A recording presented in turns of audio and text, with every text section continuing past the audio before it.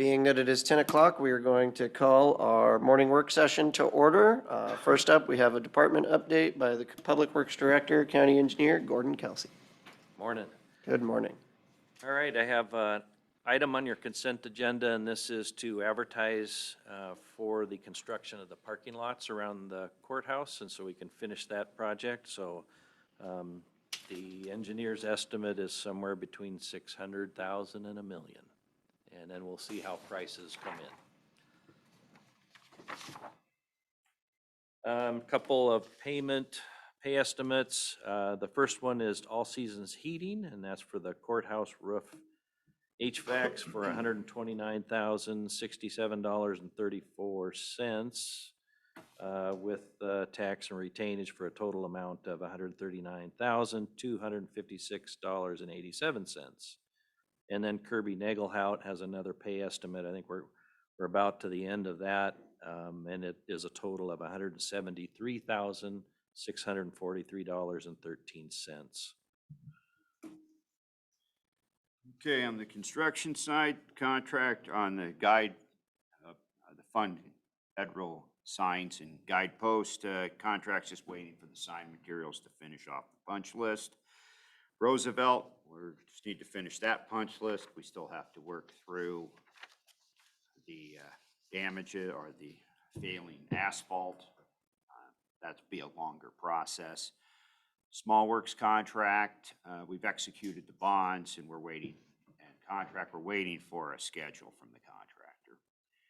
Courtney Road, we're working on Max X, Hard Rock X, building embankments, and we'll also be HMA patching for the weekend. Road wasn't built, the lower section of the road was not built for all those construction trucks. So it's starting to come apart a little bit. We don't want it during the 4th of July weekend. I'm sure we'll get a lot of visitors on the lower section, so we're going to patch that Thursday. The contractor's going to patch that Thursday. As far as our design, we'll be advertising for our concrete contractor to do Klickitat path stuff. Our road crews will do the paving in August or September. Courthouse parking lots, we are, like Gordy said, we're advertising this week. And our bridge projects, we'll hear back. We submitted for the grants. We should hear back in around the fall, I think is when they award. And Rock Creek Bridge Painter project, we're going through the paperwork with the feds to start design so we can advertise in 2023, and that's a fully funded project. And that's what we have for design. On the maintenance side, our Goldendale guys are up there at Sadis Pass, punching in the road and access site to the radio tower where it will be. So that started, and they'll keep working on it this week, and I'm sure next week as well. And then they're also doing some grading, but we're kind of getting to the end of the grading season with the warm weather. There's really no moisture left. So we'll see how it goes. We'll probably only respond to requests from the public and wait till next fall when we get some moisture again, unless we get rain during the summer, which sometimes happens here. Question on that one? Yeah. Well, I think it's a good time for that one. Had a citizen complaint this weekend, Finridge Road, you know how it's got Yeah. every time you washboards up and washboards down. And they were like, how come we can't pave those hills anyway? And I'm explaining $1 million a mile. For a better judge to me, if you were just gonna take one of those hills and pave those hills and not, you can't just have pavement, gravel, pavement, gravel, pavement, gravel, correct? Is that not? We've had roads, so at Cactus Heights, when I got here, the people actually paid to have their section in front of their house done, and so it was a patchwork. And then we went back and finally did the whole road. So you can do that, but it's not advisable. No. Yeah, and then the cost is never in the hard surface. It's always the structure to support the hard surface.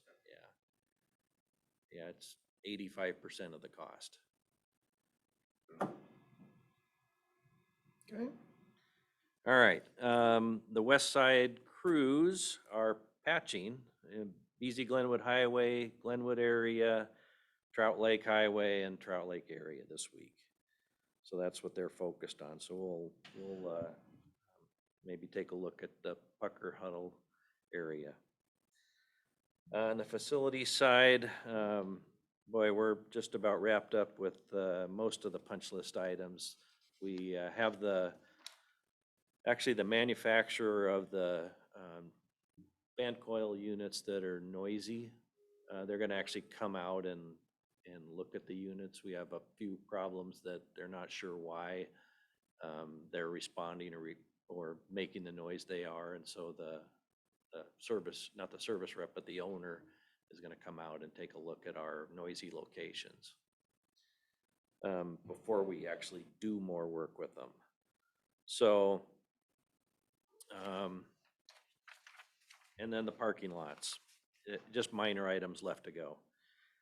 The HVAC replacement, so I think we're challenged with the Pioneer Center because last fall, at the end of the hot season, senior services unit, which is above health, the compressor basically failed in the cooling unit. And so we freeze up and we flooded Aaron's exam rooms and offices and stuff. And so we shut that off. So it does not provide cooling. So we had temporary units in there at the end of the season. And I don't know that it'll be adequate enough to get us through the summer. So we're gonna try a few things with more temporary equipment, the portable units, and see if that cools us down. We may have to look at something that sits outside a bigger portable unit that we can pipe in and duct in to get us through the summer. Because the equipment finally arrived, but our contractor, no one was expecting it until September, so they booked themselves with other work. Yes. And so we've asked that if they get a cancellation or an opening, that they come do our units. And we have 4 units. The problem is it's a puzzle that you have to unpack one unit at a time because it's so packed in that attic. So if you remember, we cut holes in the roof and put in attic access because there was no way to access the equipment up there. And so we've done that, but basically the units we chose the 4 that they all have to come out so you can get to each one. Otherwise they're in the way. It's too packed. Yeah. So they have to do all 4 because we talked about, well, can they just do 1? They can't. But they can't. You know, 'cause you have to disconnect them to get the far unit out. The problem is now you shut down 4 areas during the heat of the summer Right. also. So, and you're a week, 2 weeks probably to get everything up and running again. So, you know, best case would be a week and a half probably. And so now you've got 4 areas without cooling, not just 1. So that's why we try to get them replaced in the off season, but we just didn't get the parts. So anyway, we're working on solutions to get us through until they can actually do it properly. So, I remember being a kid and nothing had air conditioning around here, but, you know, now we're all spoiled.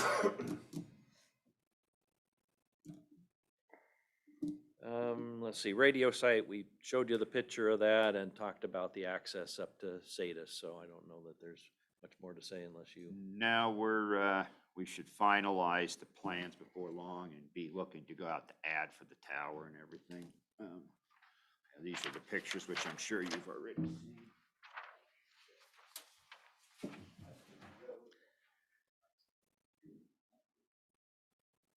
That's the end of our list unless you have other things. Yeah, I think that's a different thing, but yes, we have the RCO update. That's the end of my list. So you want to do other questions and stuff before we get into this? You gentlemen have any questions? No. Commissioner Sauer? No, not that Okay. I know what the gravel on the road was. It's the smallest chip seal. I was looking the way it was, I thought, are they running utilities under the road? Is that? Yeah, a new culvert? Yeah. What? Grinding up the road.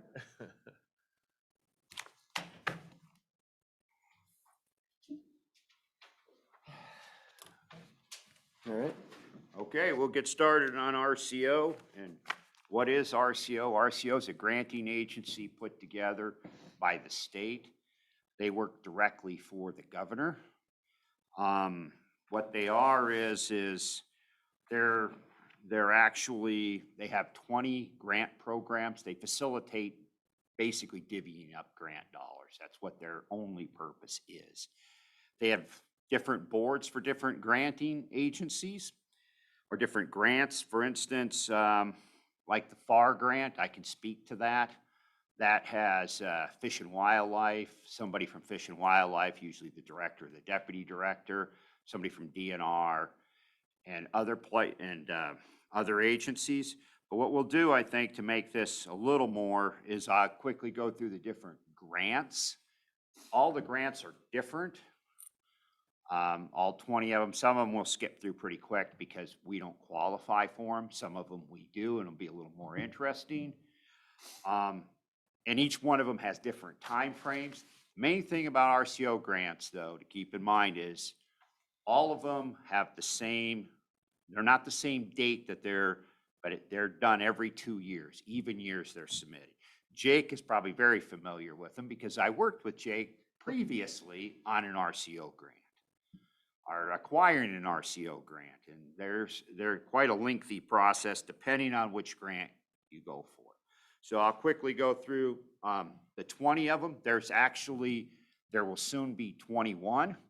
And this is the question that I've looked for Dave. And that is, and I'll quickly update you on that now. And that is the new parks planning grant. They don't have one of those at this present time. They have a bunch of recreation grants, but no actual planning, just planning grants for parks. And I just heard back from them. They hope to be accepting, they hope to be getting out and accepting applications in August. But that's been pushed back. Doesn't surprise me. They're now going to accept that. They're hoping for October, and they accept applications in October, evaluate them in November, and award by the end of the year. They're still, I'm going to email in so I can receive program updates. I really don't want to be part of the advisory committee. I could be, but then I can't apply for the grant if that's what you want. I mean, I might be able to because I would think I should, but I don't know how they'll play that because Fish and Wildlife applies for grants and they're actually on the boards of a lot of these granting agencies or grants. But anyway, we'll quickly go through some of the grants. Like I said, we just talked about the newest grant program, but first grant they have is the Aquatics Lands and Enhancement Account. This could actually be used along the Columbia River. This is used to provide access. If we wanted to, county wanted to go out and put in a boat launch or provide access to the Columbia River, only along the Columbia River could we do this. It has to be navigable waters, and that's the only navigable water we have in this area. And then we get into the Brian Abbott Fish and Barrier Removal Board. This is the grant I worked with you on, Jake, that we got. This grant actually paid for the complete design of Spring Creek. People have asked, why don't we go for a potential more of that grant for construction? The problem is until that dam comes out, or there's a potential to get that dam out, we won't score high enough to do it. Very long, lengthy process to get that grant. And stop me if you want more information. Any of you want more information on any of these grant projects, I can give you more.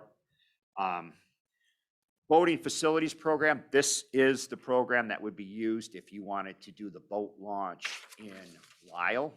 It would be far better than the aquatic. The aquatic one it'd be less competition because the aquatic one, they're really looking for oceans, but they will throw in navigable waters.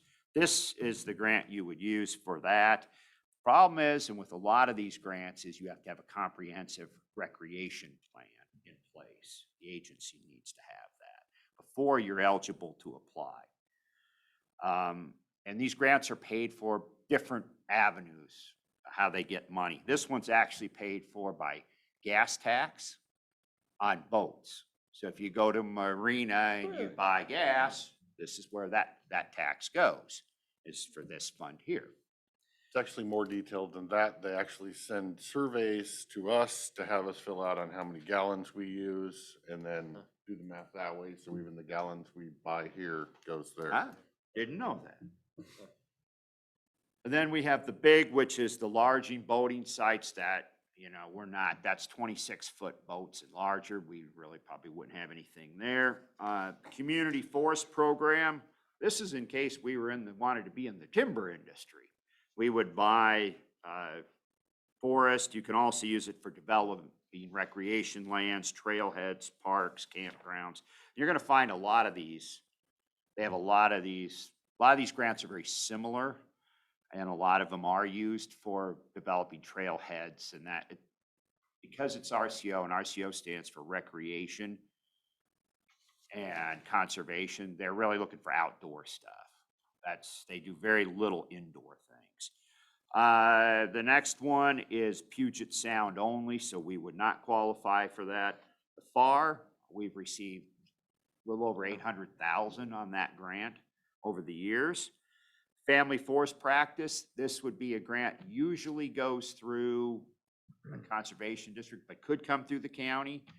And I don't know, Dave, this would be more, and I told Dave I'd throw him under the bus. This would be more for Dave McClure to kind of work if we wanted to help out a smaller timber company or private, realistically. You can't harvest more than 2 million board feet to qualify for that. Again, I'm telling Jake a lot of the stuff he probably already knows. The Land and Conservation Fund, this one is for populations of 50,000 and greater. This we don't have. No Child Left Inside. This is actually, I gave Jeff a little hard time about this. This would be right up his alley. This is for giving classes for backpacking and that kind of thing if you wanted to do something for youth. I mean, there's actually a youth one here too, but it isn't just for kids, it's for everybody. And while it says 25% match, a lot of these vary. A tier 1 match requirement, there is no match requirement for tier 1 on this one. If tier 1 is $5,000 to $25,000. So if you wanted to put together a camping trip for a group, you know, and you could do it under that, you could potentially get a grant for this. Again, I caution you, there's a lot of things that go into some of these grants. NOVA Education. NOVA stands for Non-Highway and Off-Vehicle Activities.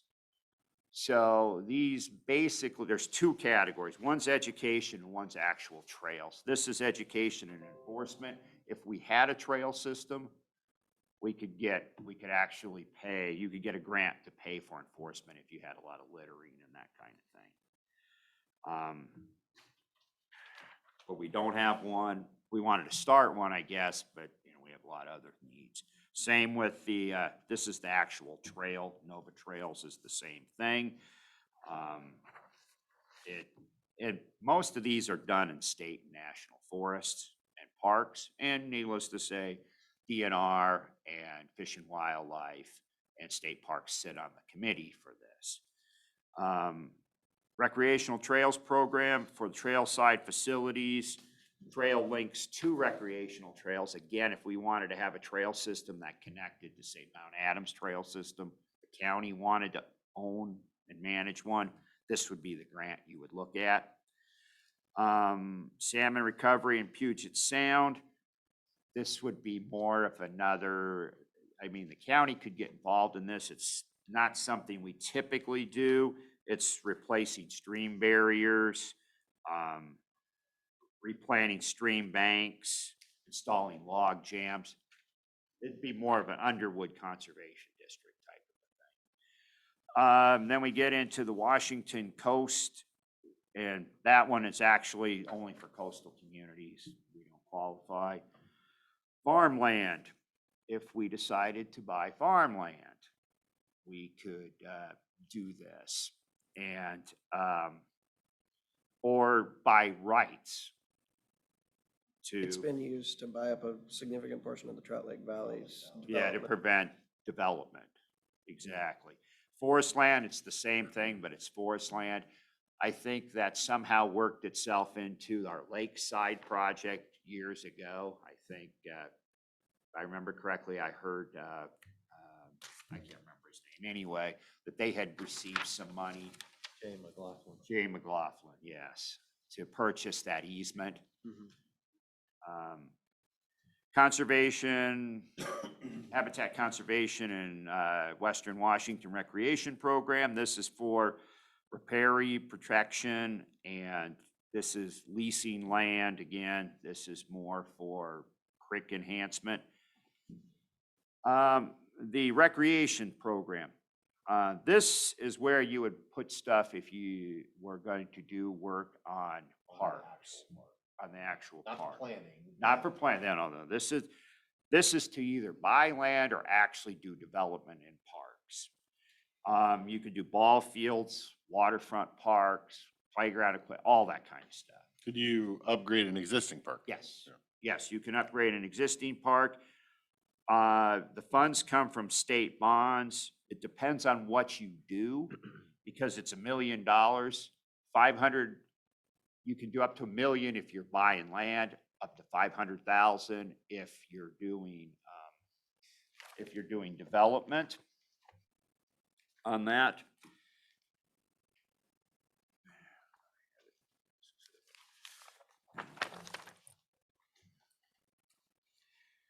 And the match is, the way the match is broken out, it varies depending on what you do. The problem with this and with most of these is, and I'll quickly go through this one just because this one kind of interested me, you have to have, whatever agency's applying for it, whether it's county, city, whatever, has to have a comprehensive plan in place. That's part of the requirement. Again, this is a 2-year cycle. The application date was May 3rd. The comprehensive plan would have had to be in place March 1st. They have to receive that. And I can provide you with this if you would like. So the comprehensive plan would have had to be done by March 1st. Yes, So the fact that they're, say, doing it now, the city, it would be good for the next term. have to wait 2 years. Yes, Interesting. yes, it would have to wait for 2 years. But again, there's, the match, like I said, does vary, and it just depends on what you're doing. It's different match for different things.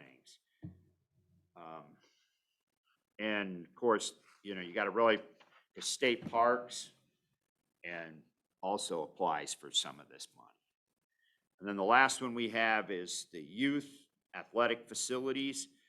Now, I was thinking this might work there, but they're very, you could do things and you could do things in the city or the county, but they're very adamant that this has to be competitive based. So basically, you could build a pool, but you have to have competitive swimming events. Only outdoors, you could build a track or track and field events, that type of thing. Like a baseball field. Baseball fields would be perfect. Because they're, the Competitive. nature of baseball is you're playing it is a competitive sport. It has to be athletic and it has to be Be competitive. competitive, huh? I wonder why they care. I think because if not, then it would fall into the grant above. There's a little bit, they have all these grants and they have just kind of these minor distinctions between. But RCO is made up of, I don't know, I'm going to guess 30 or 40 grant managers. And from there, each one is divvied up into, they have regions and they have so many grant programs. Which is, it's kind of nice because you work individually with who you know. And I know the grant manager for the salmon, some of the salmon grants and some of those type of grants for our region. But he doesn't do recreation. That's somebody else. He doesn't do boating. The boating guy used to be the FAR guy, but he retired and I don't know who the new guy is. or the new person, I should say. Yeah, because we've talked about doing the Lyle boat launch before with them, Yes. and, but we couldn't because we didn't have a comprehensive plan that identified all of the, Fight all the recreational. yeah, but our and plan prioritized, Yes. yeah, so. That in itself might be something we want to put on our list, even though, you know, we're years away from being able to apply for one of those, but You have to set yourself up. Yeah, you gotta set yourself in place, and it's a lengthy process, And it's very, most of those grant programs are very competitive. competitive. yes. I would Little- hope there would be some consideration of, regional equity.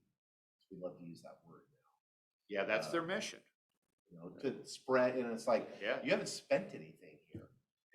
yeah, but we We have haven't to, asked, Right. but once we get in a place where we can ask. we have to sow our field and prepare our field for Exactly. rain in order to Yes, receive the rain. exactly. Yes, and some of this is where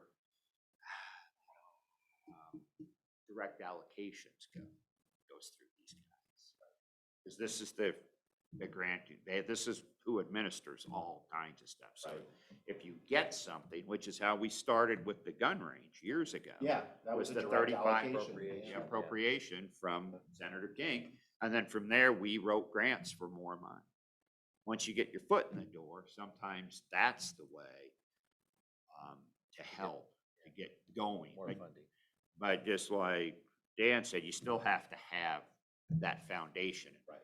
I say, I was unaware, I knew that, and we've been working on it over here, and I finally got them to do it, and we're halfway through the process.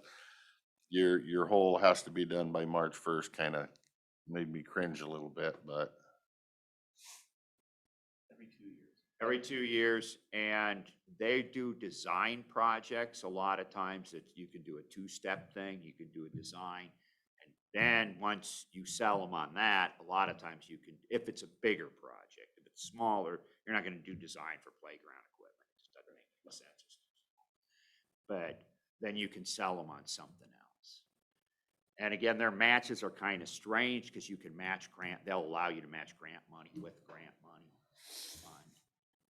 So there's a lot of. and I would imagine if we do planning grant for the Goldendale thing and the Dallasport thing, we don't have to have this comprehensive plan to do the planning grant.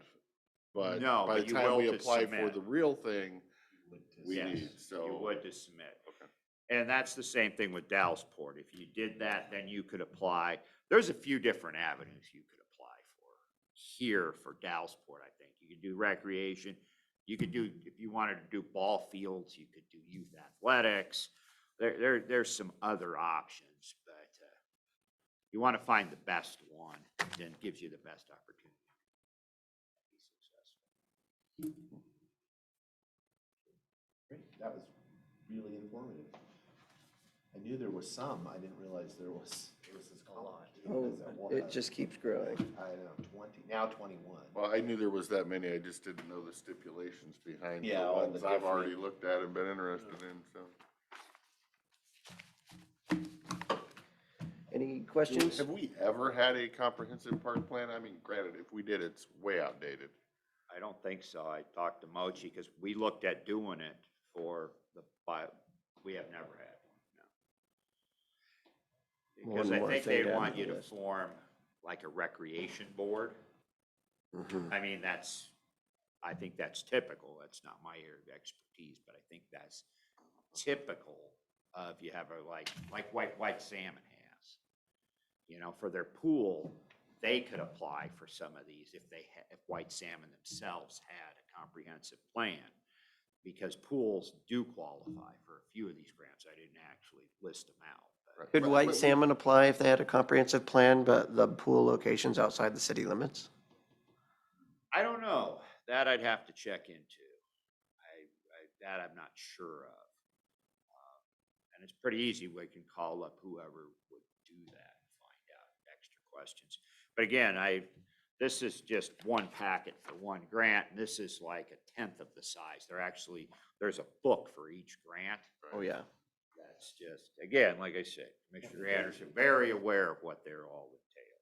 I used to serve on one of those. If we did in which I'm sure we will as we move forward, but come up, or the comprehensive parks plan, who would be our lead, or our director, or our whoever in charge? Would that be in the Moshi realm, or would that be in the Public Works realm? I would imagine we would have to set up a citizen advisory board, and they would be serving on the thing. And Remember that long-range planner job that we have posted? yeah, no, I'm not waiting for that, sorry. Yeah, I would say typically it would be in the planning. I mean, because it's. That's what I planning. thought, yeah. I guess you could assign somebody. The issue's gonna be is, Yeah, workload. Yeah, you want that. Workload, adding this on top of everything else. And we typically do that if you're not in the room. Yeah. Who's not here? Yeah, yeah, yeah, Bob. All right, thank you, gentlemen. All right, thank you. Doesn't look like Mr. McClure's here yet. Mr. King, is there anything you have that you'd like to discuss?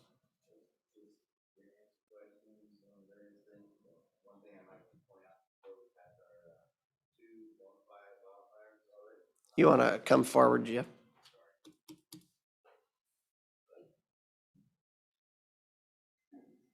Folks can hear you.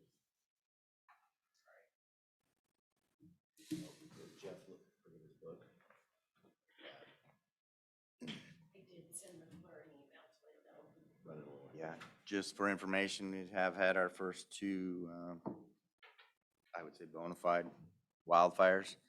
One is going on right now out in the Centerville Valley, east of Harms Road, grass fire, not likely to impact any homes at this time.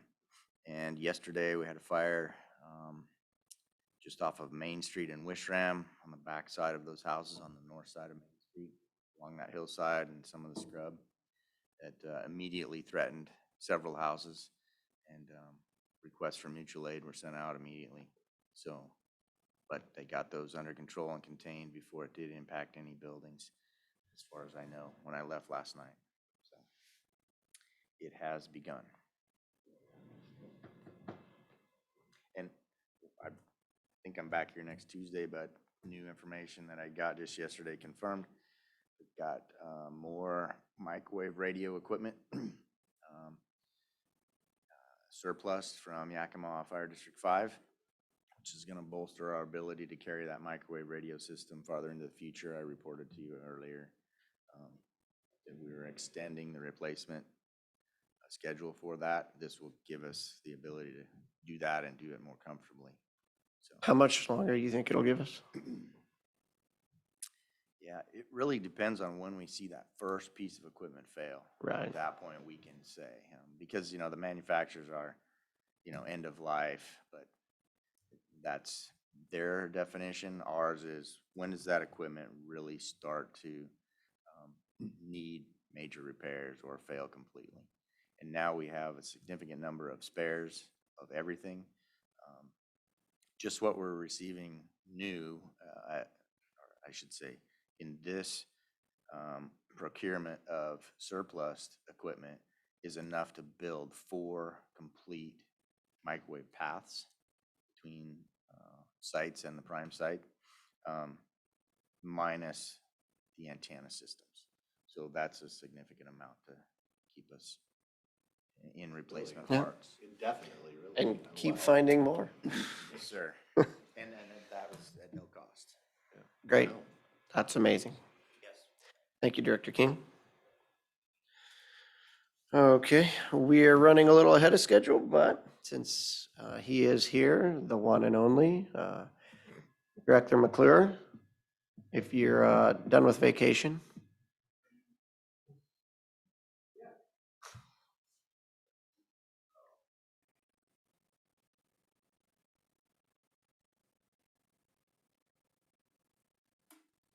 Morning.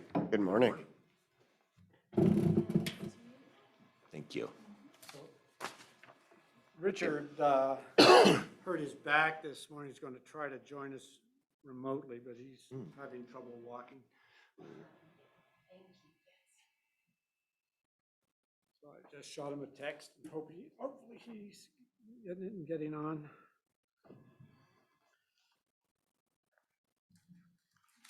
While we're waiting on that, maybe Whitney can jump in and provide you a natural resource update. Sure. Good morning, Commissioners. We'll start off with our lead entity salmon recovery process. This is actually one of the RCO grants that you were just talking about. So we have almost concluded our 2022 grant round. Our Citizens Review Committee ranked projects earlier this month. They recommended funding both of the two projects that were submitted this year, which is the first page that I handed you, that summary. So we have the White Creek Wood Enrichment Phase 2 project by Yakima Nation Fisheries. This is on the closed portion of the Yakima Reservation. They'll be adding 400 pieces of large wood to improve habitat complexity in the channel. The second project is the Upper Rattlesnake Creek Conservation Project by Columbia Land Trust. This is on Rattlesnake Creek in the white salmon drainage. And it will acquire and conserve 1.68 miles of Rattlesnake Creek. This project was partially funded last year and returned this year to receive the remnant funding that they need to implement the project. So in total this year, our committee has recommended funding both projects for a total of $970,367. And, sorry, go ahead. As far as on the Rattlesnake Creek one, what is the mix of acquisition versus conservation easement, or is it all acquisition? It's all acquisition. So they're purchasing it from the Conservation Fund, who bought it from SDS last Okay, year. that was my next question. I suspect, knowing the region, what land we're talking about. But Yep. okay. And since we had last spoken, we had received additional funding from the legislature and then from Surf Board to implement these salmon recovery projects. So in addition to fully funding both these projects next year or this year, we'll have $489,112 to roll over into our grant program for next year. So we're flush with cash this year Wow. and looking for places to spend it. But that's good because, as you'll see on the other sheet that I provided you, that's our planned project forecast list. We have to submit this to the Recreation and Conservation Office every 2 years. That totals the potential projects that could come forward within the next 2 grant cycles. I don't know if I provided you. And so in total, we have, upwards of potentially $7 million worth of projects next year, and then $5 million worth of projects the following year. So we certainly don't lack for projects that could use this extra funding, and we're hopeful to be able to apply it next year.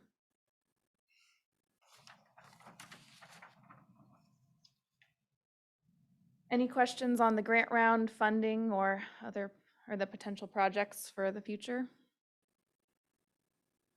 The county's Lower Spring Creek Road project is on this list. Yep, I just saw it on 2024.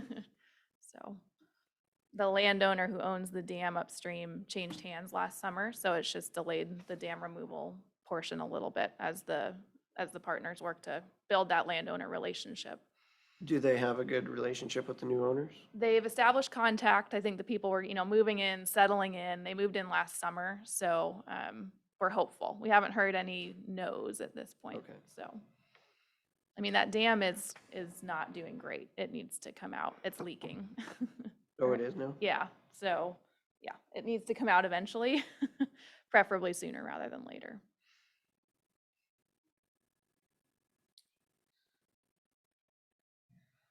And then in other lead entity updates, we just finished an open recruitment period for 2 environmental seats on the Citizens Review Committee.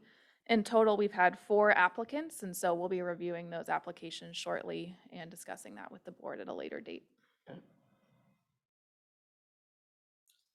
Any questions on the lead entity process? No, I'm good. Doesn't look like it. Okay. Thank you. Other updates are we've begun reviewing the Gorge Commission Climate Change Action Plan, and we'll be preparing comments from a natural resource perspective. If the board wants to integrate those comments into your own, let us know. Luckily, they extended the deadline to August 9th, so it gives us a bit more time to read and digest what the implications may be. When are you hoping to have those? I have a draft mostly done, so fairly soon, within a couple weeks. Okay. Yeah, if you'd like to look at them. Great.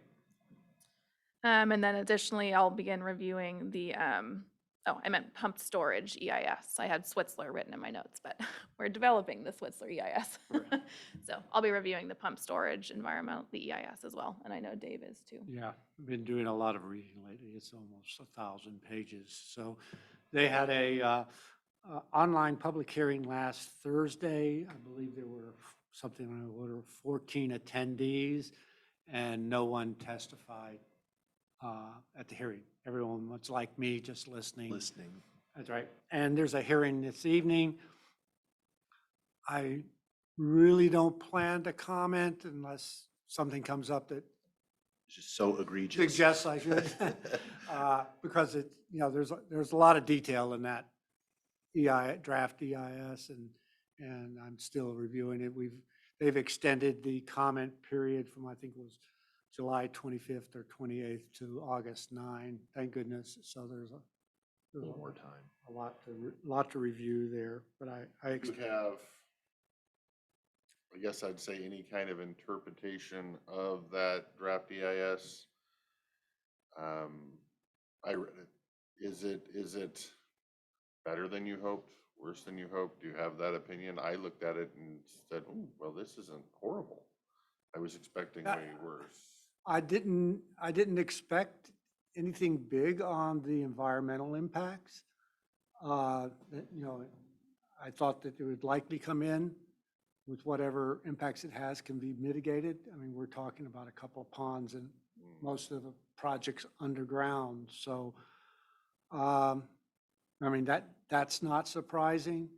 I was glad to see that the Department of Ecology recognized that, the water, it's a service connection to the PUD. A lot of people have misunderstood it to think that the pump storage project was going to get a water right and create new diversions from the Columbia River, which is not the case. It's an existing, what's now a municipal right.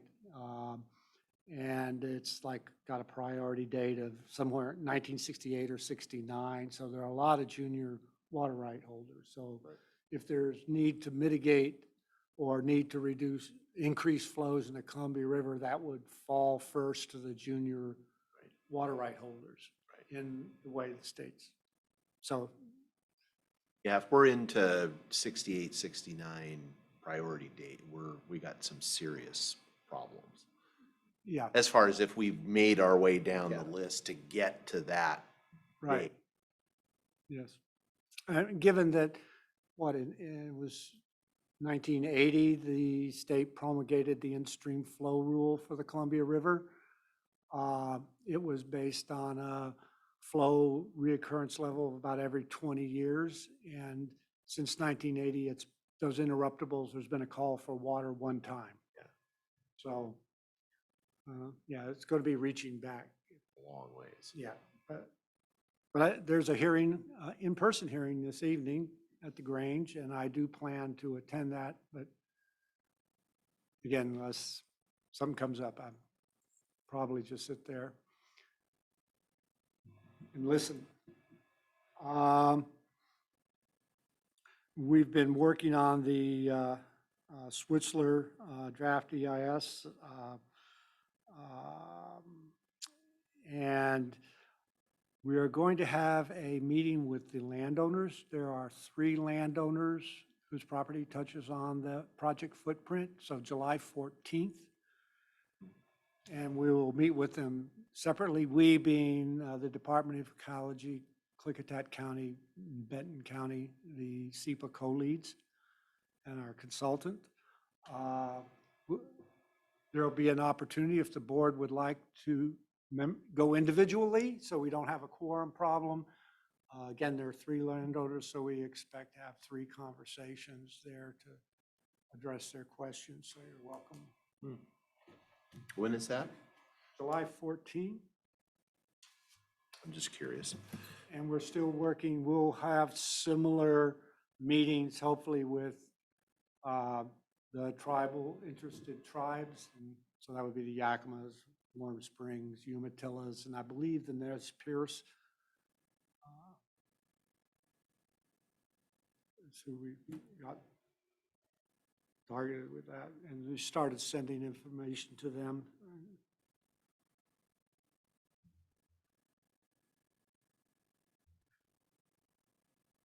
Let's see.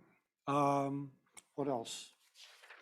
I guess sort of segueing between natural resources and economic development, had a meeting last Friday, a remote meeting with the Department of Ecology and City of Goldendale. As you remember from the REDS process, the city has an aquifer storage and recovery project that they want to get done. I thought it was a very positive meeting. Ecology's planning on asking for a bucket of money for aquifer storage and recovery around the state, several projects, and I believe we got the city's project in that consideration. So we've got some questions to address from Ecology, but it looks good. We're just from a little historical perspective, the white salmon aquifer storage and recovery. It moves forward. Jake, or I mean, is Commissioner it actually operating? Are they I believe they're doing. are they testing. storing water or are they still in the test phase? They need to do some upgrades to their system so that they can push water, because the well that actually they're doing the aquifer storage and recovery on is actually an artesian well. So in order to Probably get be water hard to down there, push you have to push it. Push it down there. Push it down. And so they're working on some, and it's a pain to flip all the levers Yeah. to get it to go the opposite way. But they're still working on it. On it. Okay.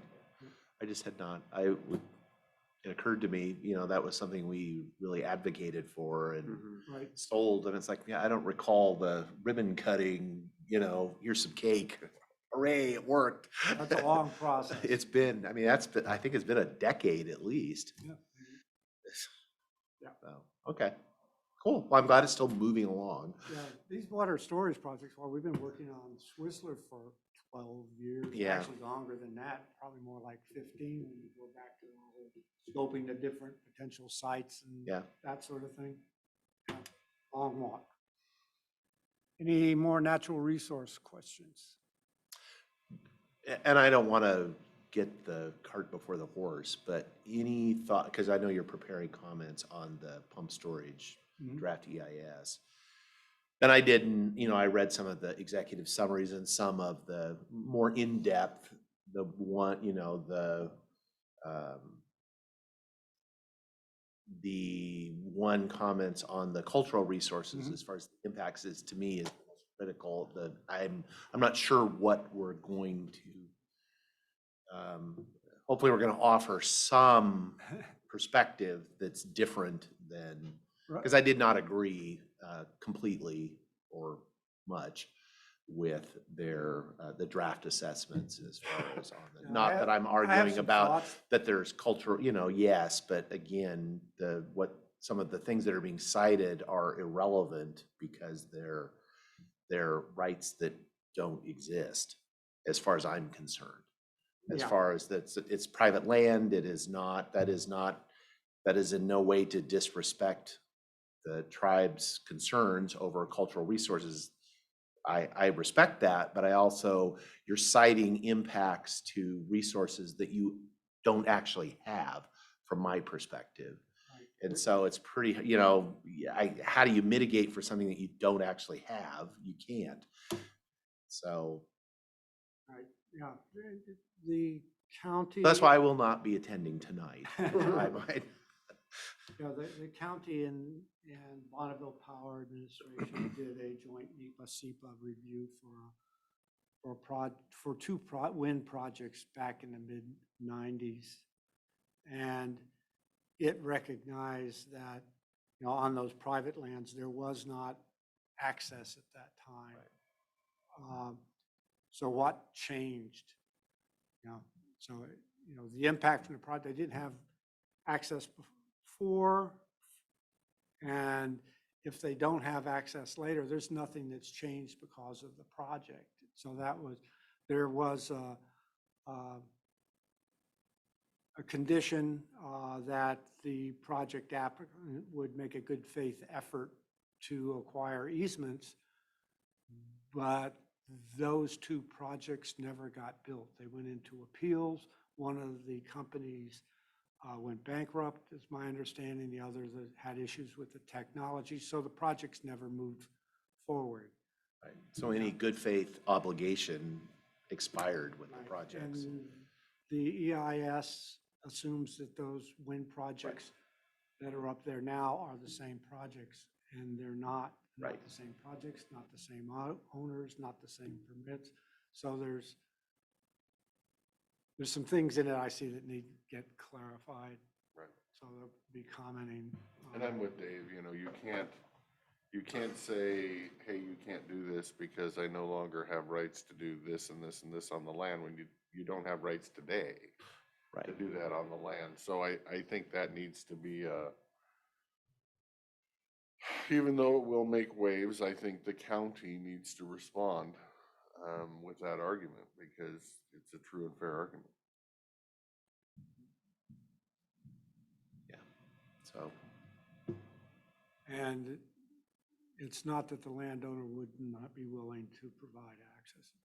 right. I mean, I think there's could be, and that's between the property owner, you know, the project and, you know, to find, you know, because I feel the same way, you know, I'm a private landowner and I have, if I, you know, I own land in, as we all do, or many of us, in ceded territory and if there is a resource that it's, again, I have private land, I'm not required, but if there are tribal members that have traditional uses or would like to and they came and talked to me, I would have no issue with that at all. But that's a discussion between us, but I wouldn't have something, like if I was proposing to do something, to say, oh, you can't do that because it's going to impact my ability to do, it's like you don't have that ability now. And so I can't do this because it's going to impact a right you don't actually have right now. And I feel the same way about this. Most of that I, you know, again, that's not that, you know, gathering and those are very important cultural things and they should be protected in areas where those rights exist today. They have to be, and there is an opportunity for enhancement of existing rights. I think they're missing an opportunity, but because I was particularly disturbed that the alternative is, well, the real only practical alternative is don't build it. Which doesn't change the right. Doesn't change the right. If the project doesn't get built, guess what? You still don't have any rights.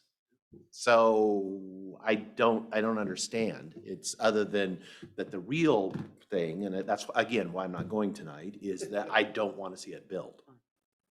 And I just caveat that I deeper, you know, vet my understanding. I don't want to. So what I just said, we'll just call it preliminary, if I could. Okay.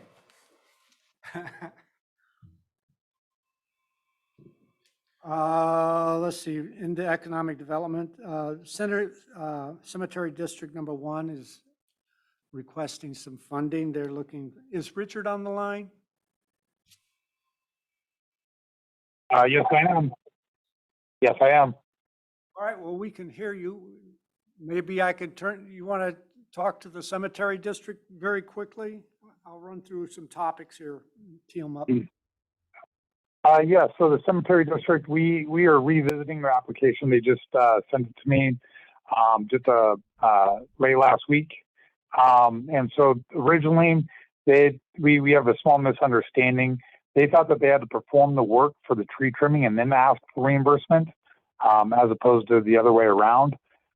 So they originally wanted their tree trimming for July 6th and 7th, requesting reimbursement through the Community Development Project Funds of $22,000. They've got $530 matching, and currently they don't have a grant writer, and they're not really able to search for outside grants outside of that. And so that's what they're requesting. So we're going to revisit that and see if we can maybe delay the tree trimming service to put in the application through the proper process. And so that's where we're at with that. So, but we are working with them. I had originally sent them the application a couple of times, once back in February and then again in April. And so they're just moving through. They did talk about it, the tree trimming service and the application during their last meeting, but they're still moving forward with that. So. And they are tracking that they need to get the okay/contract from the county prior to doing this work. Okay. All right, Richard, how about the airport grant, the EDA grant? Where are we at there? Yes, so the EDA grant, the cultural resources, from what I'm tracking, should be done middle of July. Shouldn't cost more than $5,800 out of our budget for that. And speaking with the federal EDA, well, I guess one caveat to the cultural resources, the whole NEPA process, is the FAA is going to be categorizing it as a Cat X, but they're going to be basically taking the lead on it, more or less, because it is airport property. So there's some coordination that was going on between who's going to be going through that process, whether it's going to be the federal EDA or the FAA. Some promising things coming out of this, and I had already mentioned this previously in regards to us not having to go back to the investment review committee. But in addition to that, they've already started sending me some different line items on what they're going to start including into our award letter in regards to the award conditions. So this is good. All we got to do is once this cultural resources survey is completed, I suspect we'll get the award letter sometime this fall. That's great news. Yeah, and it's assuming there's no hits on cultural resources. Right. All right. You say Richard's working with a business. Richard, you want to touch on the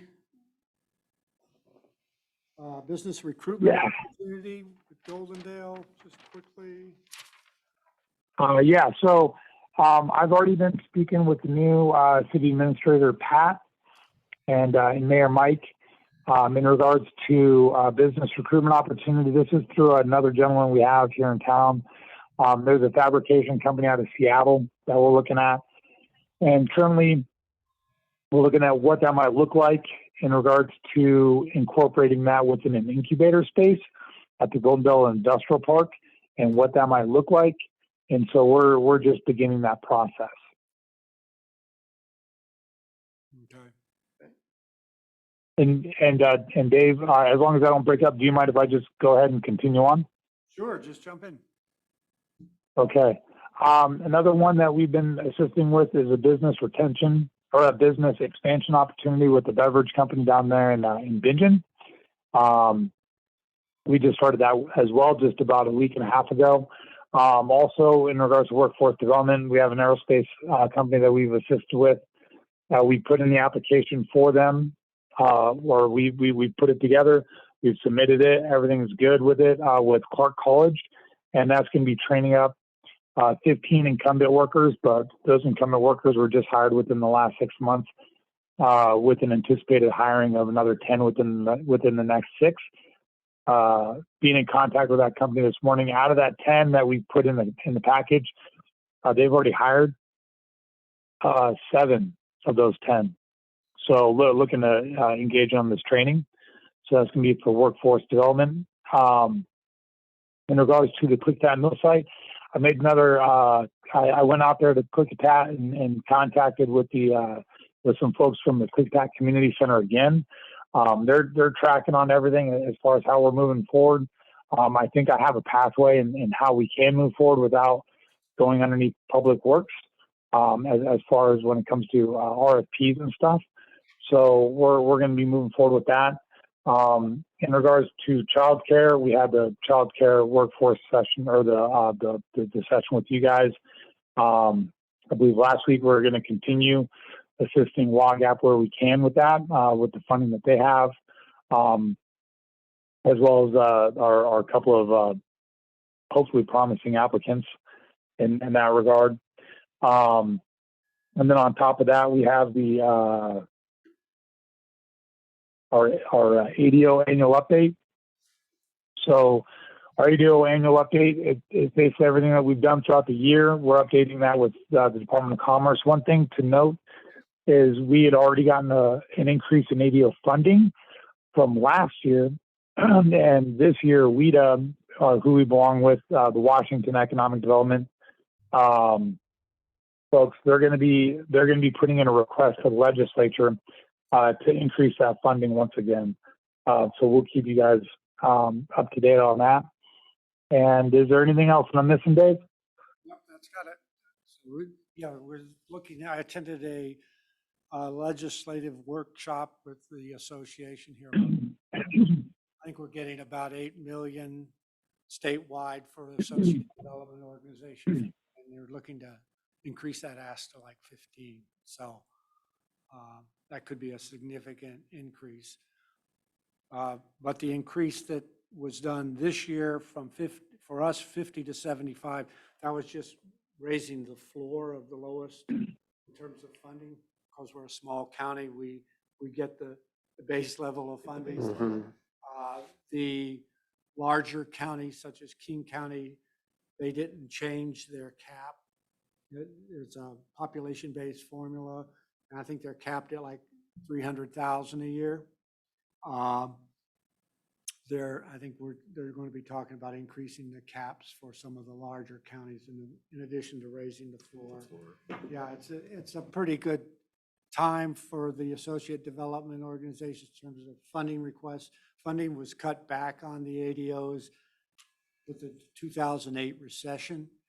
What this increase to 75,000 did was get us back to where we were funded prior to the last recession. And I think the legislators had an opportunity to see the ADOs working during the COVID and working with all the small businesses. So, there's a lot of attention to us now, and I think it got a reasonable chance. It looks like Commerce might support that ask.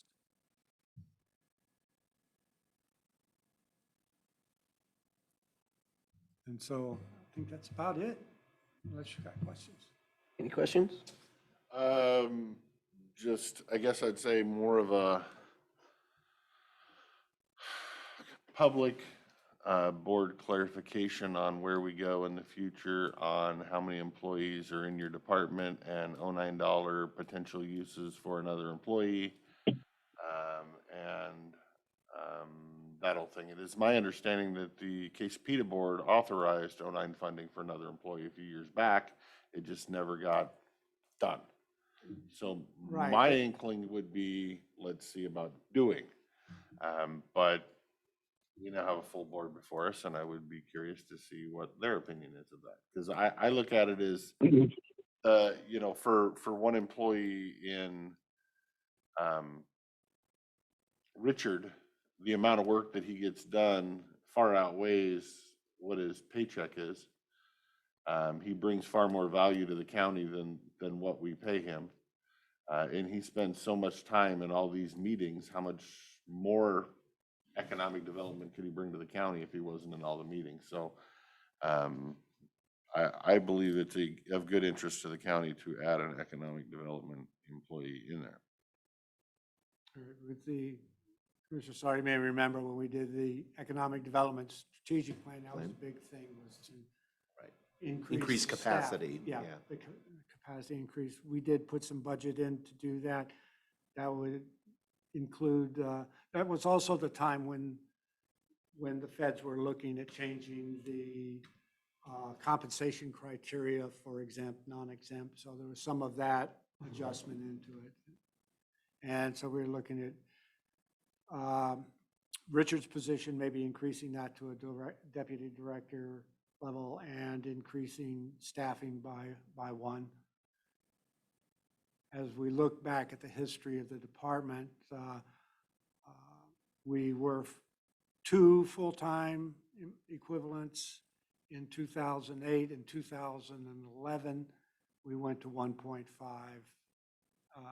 in terms of operational staff as opposed to administrative staff is about the same. Last year, The way that we've been doing it on the .09 funding, we've been getting 20% of the revenue for staffing.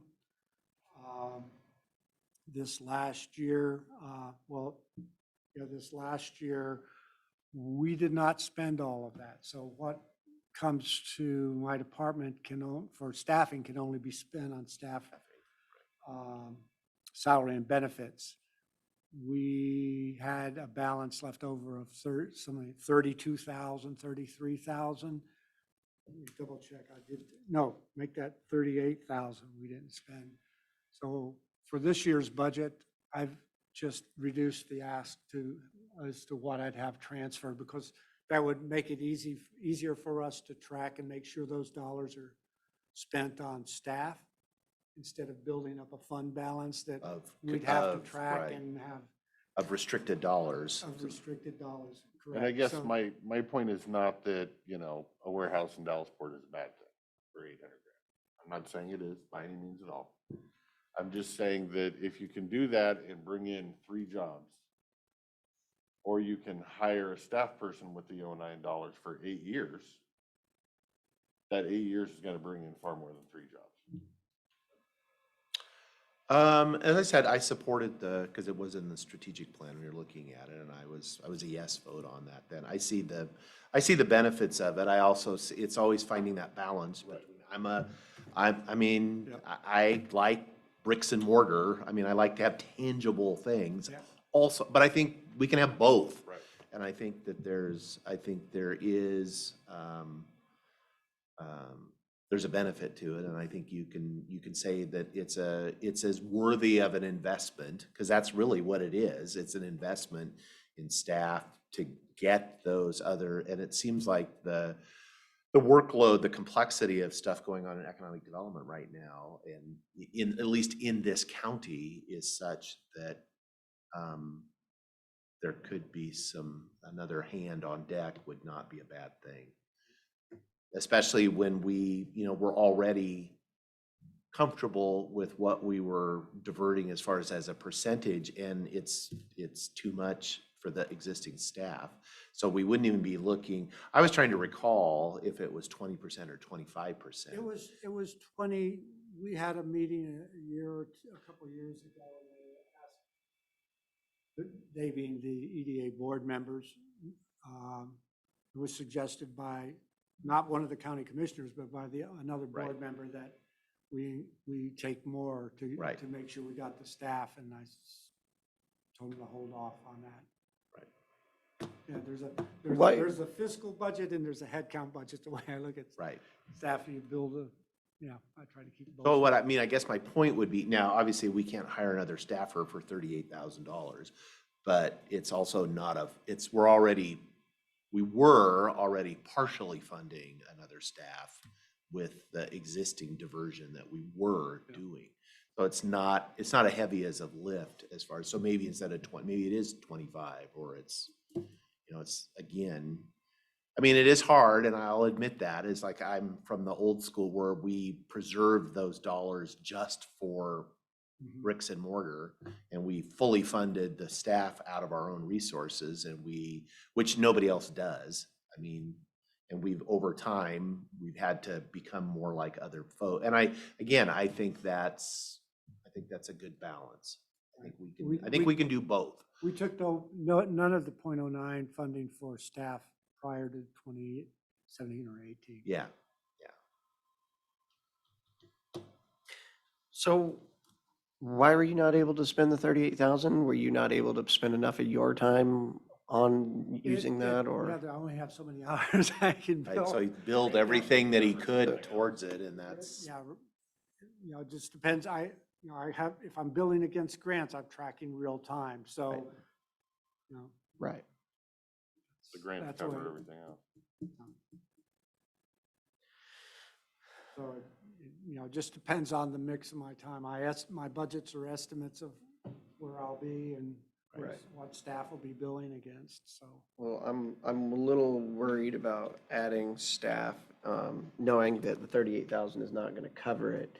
and we'd be having to cover the rest, and I'm far. No, we could change the Yeah, we'd be allocation. asking Like we can Kate pay, to- it's, yeah, so now at 20%, 80% of the $09 are sitting in the fund that we use for infrastructure So we would projects. be asking So we would KC reduce to what use was more available. 09 funds. It wouldn't be. Yeah, wouldn't it would be no county more dollars now. of our county dollars. It would be, But that employee would also, it might give you a little less for when you're building the next warehouse, but that employee would be a benefit to the already existing businesses or potential new businesses, not only here, but like the brewery that he's talking about over there. You would be able to help and expand existing businesses. You would have a little less for building a new brick and mortar of your own. which you could argue will generate more economic activity, which will generate more sales tax, which generates more revenue. And That's so- my argument. And this is not, hiring this employee would not necessarily, it's not like it's coming out of our budget. We're gonna use landfill funds for it, anything else. This is already 09 funds that are going into an account to either buy an employee or brick and mortar, and we're just asking Klickitat to give us a few more percentage so that we can get a Few fewer bricks. Didn't we pick up the small business Yes. development, and that we kind of figured that held this place for us? Because Right, it's so kind I- of like, we got yeah. another employee, it's just, Right, they're so not. when I said 120,000 last year, that included the 40,000, so we can't, we can't fund the SBDC directly out of that because they have to be county staff or an economic development organization staff. So I use county dollars to pay fund for that. the SBDC, and I include, so, you know, it increased the amount of money I had to cover with the other. Right, but that's, I guess I would say, the perfect example of money well spent. Yeah. Because when you do the update and see that it brought in 1.2 million or whatever the update was last week, for us spending 40,000, that's a good return of investment. Yeah. In my opinion. I've So- been very pleased with the way that SBDC has been working for us. And I would look at it that if we needed to ask KC for another 5%, to bump it up to whatever, 25 or whatever, to get enough for a full-time employee, I would be willing to wager that they're game. I'm game, sounds like Dave's game. All right. Let me run some numbers and get back to you. Okay, anything else? That's it. Any other questions from the board? All I got. All right, thank you, guys. Thank you, Thanks, Richard. Feel better. Thank you, appreciate it. All right, do we have anything else we need to discuss this morning?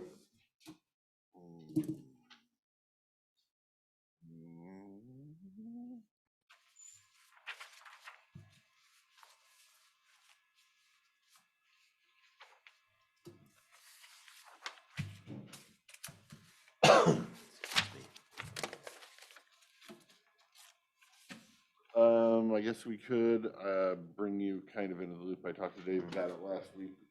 One thing that I'd be curious in, not that I'm on the record, not that I'm looking to spend these dollars today, I just want a more educated decision going forward. I would like to have our SBDC person look at the childcare thing again, but from a different perspective.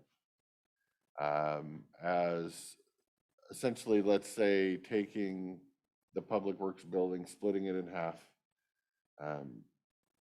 using half for mental health and half for county employee childcare. So a heck of a lot less kids, half a building, and what it would cost us, because I do believe that there is potential in the future that we have a much bigger problem than we do today, because I don't picture the state's gonna fix this problem. I also fully understand there's no money in our budget to do this situation. But I think if we kind of had a quick look on what that subsidy would be, we would have a better knowledge going forward if we found ourselves with a few more dollars after a pump storage or something like that, that we can at least know whether that's something that might be future planning or if something that's completely off the table. So just kind of a look at what's the cheapest we could provide, and if that's no infants, that's no infants.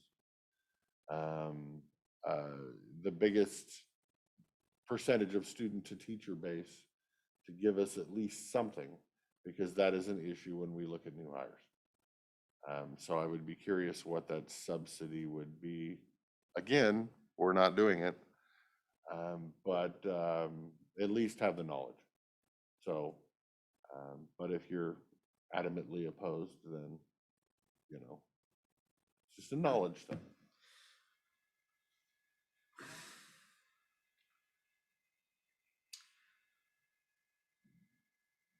Do you see any issues on housing childcare and mental health in the same building? Potentially. Okay. I mean, that was just the first flag that popped up in my head. Yeah, potentially. I'm sure you'd have to divide them in exits on both sides, and this side doesn't have access to that side, and the playground is going to have to be fenced off into the childcare itself anyway. And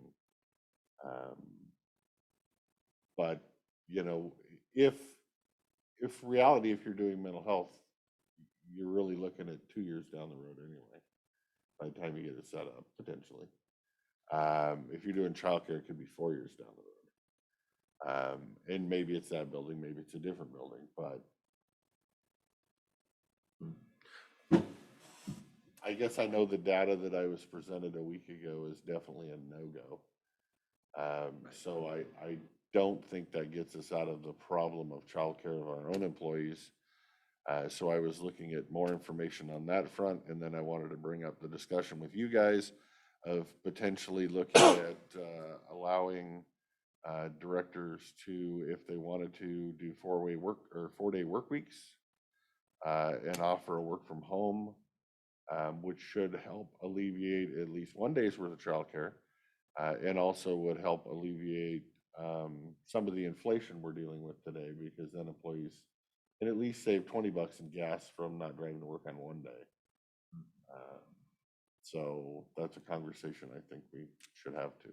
Yeah, I would say for me, I'm definitely interested in exploring, because I think not just the childcare thing, I mean, Right. but the whole thing as far as work schedules, and because I think this inflation, I mean, all that's going to do is it's going to put pressure on us as far as our wages, and if there's a way that we can still get the work done with people, working remotely, it's not like we don't know how to do it. Part of the time, I'm very sensitive to, because there's state agencies still that there's no humans in offices. And I don't want to see that, is that, that's fine as a percentage of the time, but the bulk of your time, we need people, because, Right. when I'm a citizen and come in and for services, I expect a human, not a, here, call this number or do that. And it's gonna be different department by, because some things it's But it's gonna easier be for remote. guidance given by us. So it's kind of Right. the same idea. We have 2 staff. If one of them is Monday through Thursday, the other one's Tuesday through Friday, Right. the office is always Is manned. always manned or personed, or whatever the correct term is now. She, her. Yeah, I'm curious. I had went to the MCHED board meeting, the full board, I think it was Thursday evening. It was over in Hood River in person, and some folks. Skamania County has, because I was lamenting, because I was still stinging from the report we got, and it's like, this is an unfixable problem as far as, and I was actually singing our SBDC praises and was talking about that. Well, Skamania, they have a similar, where they have a daycare up at the old Forest Service. There's stuff they have at Stabler, where they converted a thing. It sounded really similar, and I'm like, well, how is that? And it's working. And so I'm like, and the folks from, because the folks from Wasco County and the hospital, the folks on there, they had done basically the same work that we did, came up with the same results, almost to the dollar, as far as how it's like, because we all admitted, it's like, yeah, the economics, it just doesn't work. without a subsidy. And that's when Skamania County, oh, well, we have this and, you know, it's like, we all want to know, how are you doing it?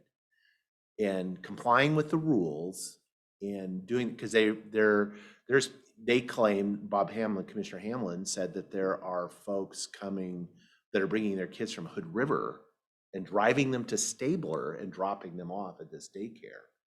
And so I'm really intrigued about what, and they kept saying, oh, well, it's because the city clerk in Stevenson, I think, has some direct knowledge, either uses it or knows somebody that does. And she goes, and she had said, oh, it's a program where the kids are outside. It doesn't matter what the weather is for, you know, a part of the day. And it's like, I'm not sure how that's relevant to the economic model, unless it's go out. I had joked about, like the way I was, outside you go, you know, you'll be fine. Stay inside the fenced area.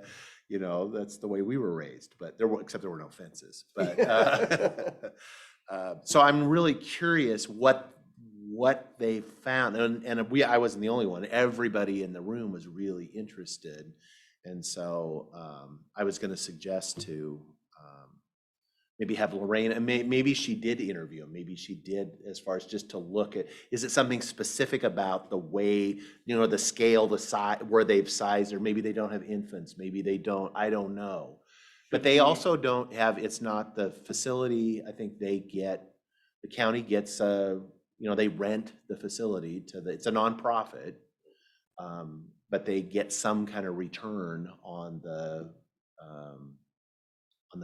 building, where they don't just donate it. So is this then something that maybe we should schedule Lorraine back in for 20 minutes one of these weeks? Well, I was coming wondering, up? I was gonna try to And talk then to her you to could- see if But you that go, way I yeah, could be in yeah, and I yeah. could hear what the answer is. I would rather have all those things. Oh, no, here I would than rather have it all, right. out there. That way we're all in the loop. Yeah. On every issue, and we can kind of. I'm just highly skeptical Right. that Oh, it's, no, that Get it it, done without some sort of subsidy. yeah. I mean, when we started, the previous board started this childcare discussion years ago, it was the thought thinking that, okay, the county was gonna have to subsidize for its employees, and the hospital would subsidize for its employees, and Right. PUD would subsidize for its, and then they kind of backed out and said, no, the county needs to subsidize everybody's, Right. and then it went into, now we're gonna provide childcare for people that aren't even employed anywhere, and it kind of sidetracked. So I guess I'm saying I kind of want to see the answer to the original question, which was to cover the Right. employees, Right. because we've never got an answer to that in 3 years. So that's the answer I'm looking for, and if there's a separate community-based childcare that's a potential, then I'm looking at that Interested as too. well, yeah. Have we done a survey to find out how many people and how many children the county currently needs? I used I think to, we did. yes, I used to have that A on little a out of sticky note date, right but- here in the old building, and it moved over here, and then I moved it. And it broke it down to how many of each age. So HR has that because it's a survey that I had sent out a year ago. So she could use those numbers. Now, I have to look at those numbers that people are like, would you use childcare if it's available? Well, sure. Got to pay full price for it? No, grandma would do it. Grandma's doing So I don't think those numbers are true and 100% accurate. But if you do a survey that she comes back and says, okay, the costs are gonna need to be blah, blah, blah per hour, then you can send a survey saying, would you be willing to pay blah, blah, blah per hour? And you're gonna come back with a more true number. But same idea, you don't necessarily, if you're limited on space and limited on teachers, you don't have to have one teacher per 3 infants. You can have one teacher per 13 toddlers, cover far more employees. Understand you're missing a segment of society, but if that's all But you can it's still got afford, a that's pencil. all Still you can better afford. than what you Right. have. So like I said, I like all the information before I, tell somebody, sorry, that can't happen. So we're gonna schedule her for an afternoon here in a couple of weeks. How's that sound? Whatever, rocks your buddy. Sounds good to you guys? Yep. All right. Perfect. Do we want to schedule something to talk about or even have directors present to talk about a little roundtable discussion about work from home and 4-day work week? Or is that something we just want to make a policy allowing and let them deal with it on their own? So we do allow 4-day work weeks. They have to go in front of the board as an alternative work schedule. I know Richard's done it. Right. Other people have done it in different departments. I would say if we want to, let's put it on the agenda for discussion. And again, you know, it's only for our department heads. We can't. Right. Yeah. If, Yeah. but then I think the other elected officials, I mean, we all still work for the same county, so we want them there because other officials, they might feel like they're gonna lose staff if we're allowing 4 days and they're not going to. And, you know, they have a lot of forward-facing people that's not an option.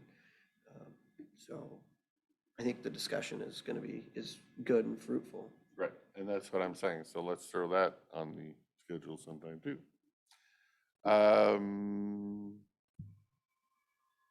That's all I have. Okay, I'm good. all right, I would entertain a motion. Mr. Chairman, I'd make a motion to recess the board meeting for lunch, be back at 1 o'clock. I would second the motion.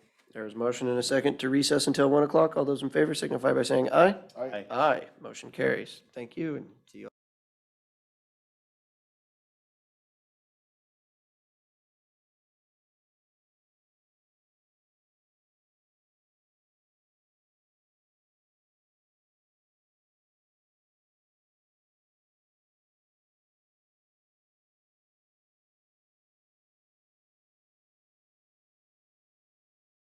Stands one nation under God, indivisible, with liberty and justice for all.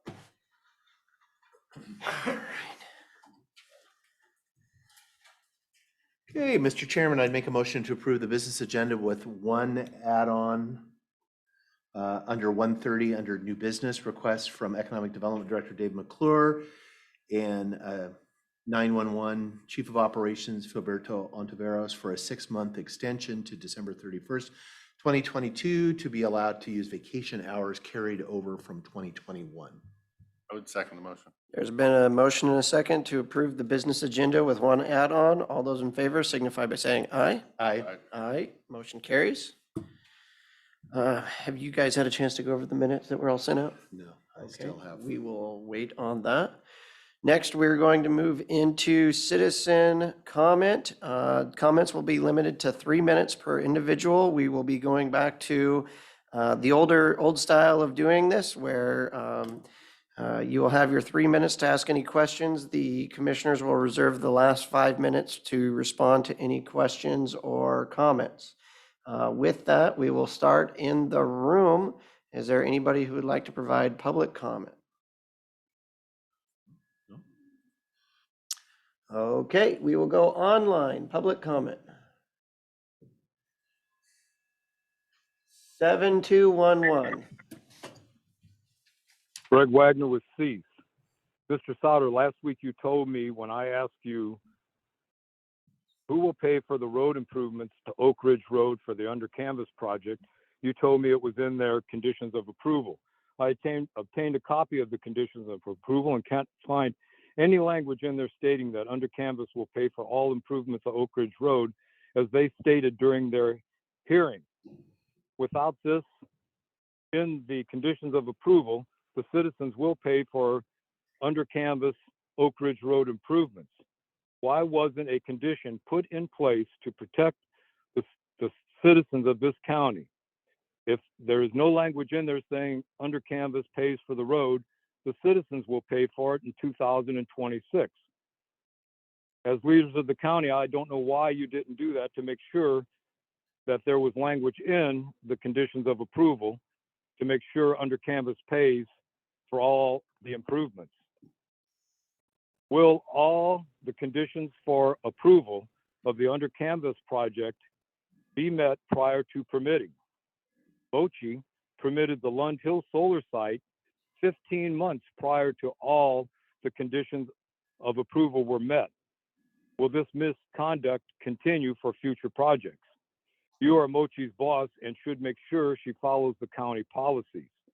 I'd also like to know, Mr. Souter, several weeks ago I asked you what happened to the $300,000 of mitigation money that Avangrid gave you for the damages done by the solar site Lund Hill, and I've never received a reply. I'd like to get an answer. Mr. Christopher, you said on the last KLCK radio interview that the county will now start billing the landowners who lease their land to solar for the amount that they receive each year on each acre of ground. And I have to ask, how will you come up with that amount of money considering the leasing landowners sign a non-disclosure statement with the solar company that they cannot tell you any information? So please tell me, how are you going to know how much to bill them? Thank you very much. Thank you, Mr. Wagner. Next up, anybody else online who would like to provide public comment? *6 to unmute yourself. You can turn your video camera on. You can raise your hand, get our attention.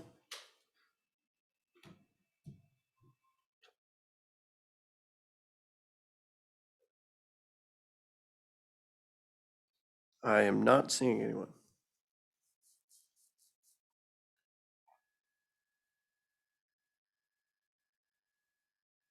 Anyone else in the room?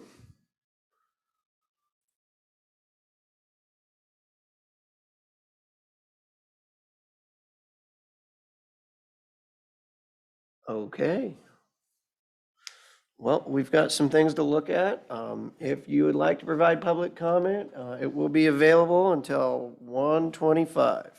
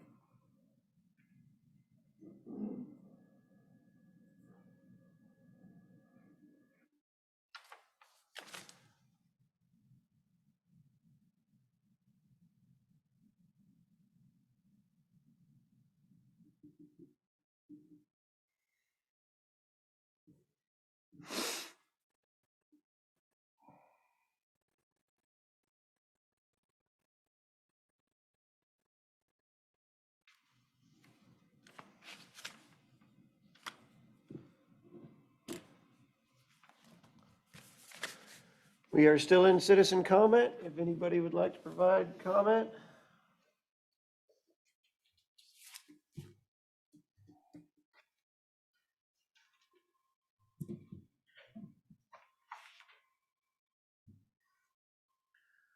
Everybody's out enjoying the sun, it looks like.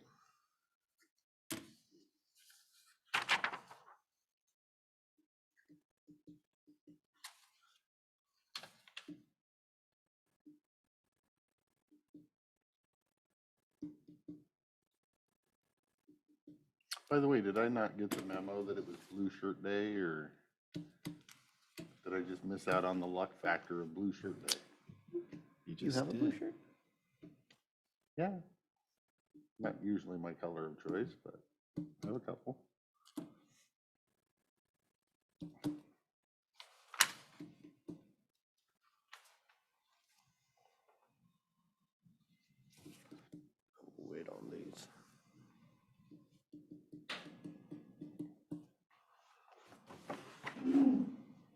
don't have as many people as usual.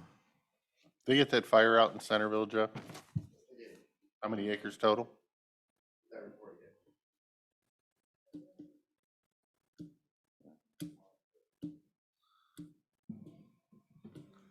Across from the chicken processor, you might say, the old chicken processor down there? Let's call it the first house north of the trail. Oh, Tracy. Hello, Commissioners, and thank you for letting me speak. I just wanted to know if you folks have read the bill that Blumenthal is putting through Congress right now, the Mount Hood and Columbia River Gorge Recreational Enhancement and Conservation Act, and your opinions on it.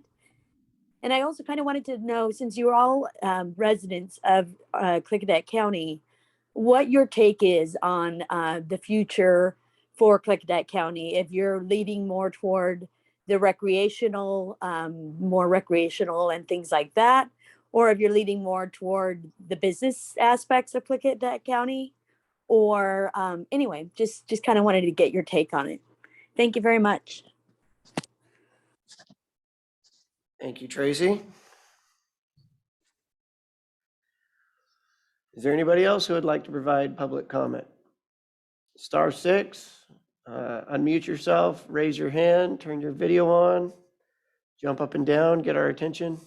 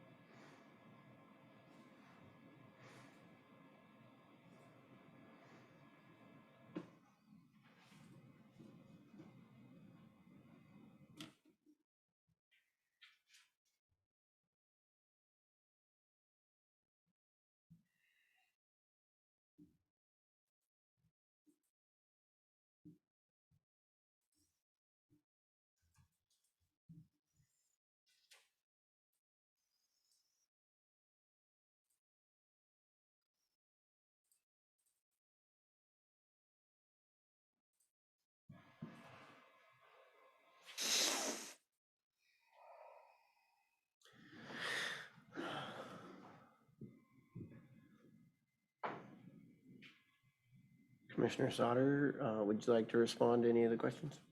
Yeah, actually, my first would be a follow-up with Tracy. I think you're still on. Could you give me more, the Blumenthal's bill, what was the title of it again? Because I am not familiar with it. I was gonna look it up. Oh, you found it. Mount Hood and Columbia River Gorge Recreation Enhancement and Conservation Act. Okay, no, I'm not familiar with it. I will read it or look at it, and so I can't really comment on that. Mr. Wagner, Oak Ridge Road, and again, the conditions of approval, and I know they've been provided to you. In fact, you forwarded back the conditions that we had given to you per a public records request. So I'm a little confused because it's condition of approval that have to do with the road construction. Condition number 14, a commercial road approach permit and construction is required at the entrance to the proposed project. Condition 15, the site shall have a minimum of 125 parking spaces. No parking whatsoever shall be allowed on Oak Ridge Road. Condition 16, the applicant shall follow recommendations from Klickitat County Public Works to provide adequate provisions for access to the site to the extent required by Klickitat County Public Works. Roads serving the project, including Oak Ridge Road, which is the one that keeps being brought up, shall meet AASHTO or Washington State Department of Transportation WSDOT standards for fire trucks. So if there's any improvements that have to be made to the road, this is condition of approval. Condition 17, to the extent required by Klickitat County Public Works, all roads that access the facility, including Oak Ridge Road, shall meet Klickitat County Title 12 standards, which will include fire access roads. Well, they have to be in a 60-foot easement. They have to have running width of at least 20 feet, with the base and all that. So any improvements that are required to the road from the project is a condition of approval. The project will have to pay for those. They'll have to do the work or have the work done to our standards. So is there a condition that said under canvas will pay for all costs associated with Oak Ridge Road from now until whenever? No, there is not a condition that says that. There's never a condition that says that, but it is standard language of approval is if your project is creating there has to be an improvement that has to be made to the public road that is a direct result from your project, the project pays for those costs. That's what these conditions say to me. And again, we didn't put these conditions when Mr. Wagner made the statement about why didn't you include, this was the hearings examiner, which I support, the things are in there that I would have put there myself, but we have no ability, I didn't write these. The hearings examiner wrote these, which then were appealed and Superior Court upheld these as well. So it seems very clear to me that improvements that are necessary on Oak Ridge Road for the project will be borne entirely by the project. Does that mean that improvements to Oak Ridge Road at some point in the future that are on the 6-year road plan, those are, whether the project is built or not, would and will happen, or maybe not, but it's not related to the project. Okay. Is there anybody else who would like to provide public comment? *6, unmute your phone, turn your camera on, raise your hand. Anybody in the room, welcome to come forward. Come forward, please. To the mics. To the mic so people online can hear you.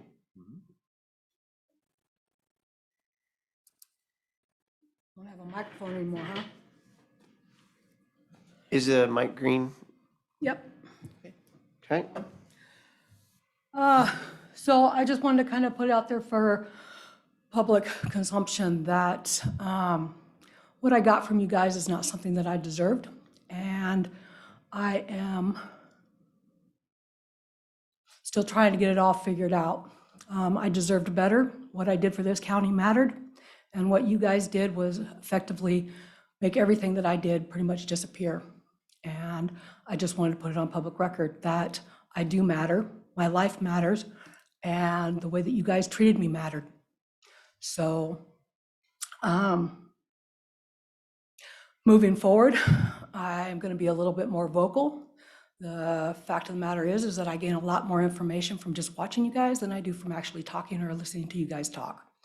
And the information that I have gotten over the last couple of months has been not only disturbing, but hurtful.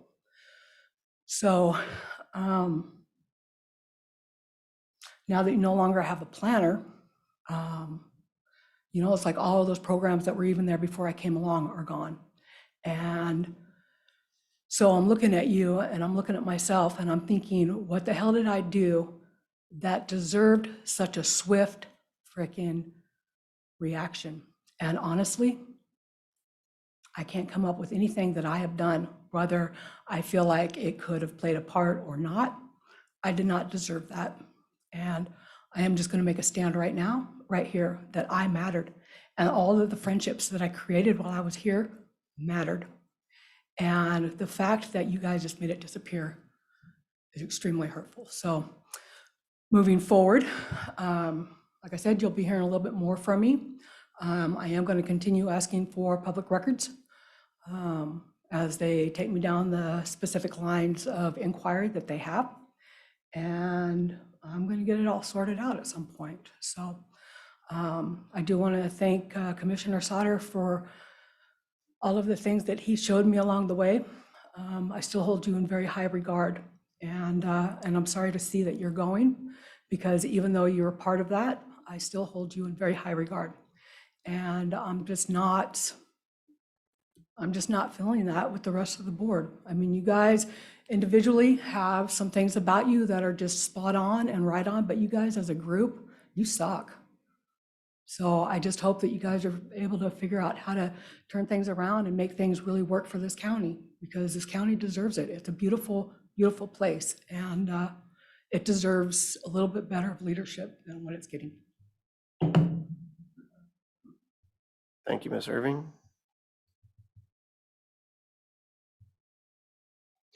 Is there anyone else who would like to provide public comment?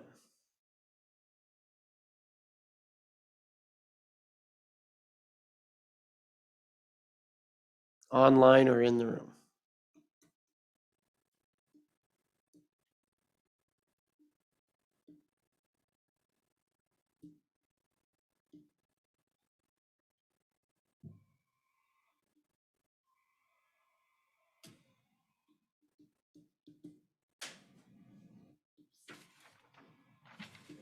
Have an answer to Christopher's question about the fire this morning. It was approximately 5 acres. Started 5 acres. by a swather. And yesterday's fire in Wishram was started by a down power line. Okay. Thank you, sir. Okay, last chance. Is there anybody else who would like to provide public comment?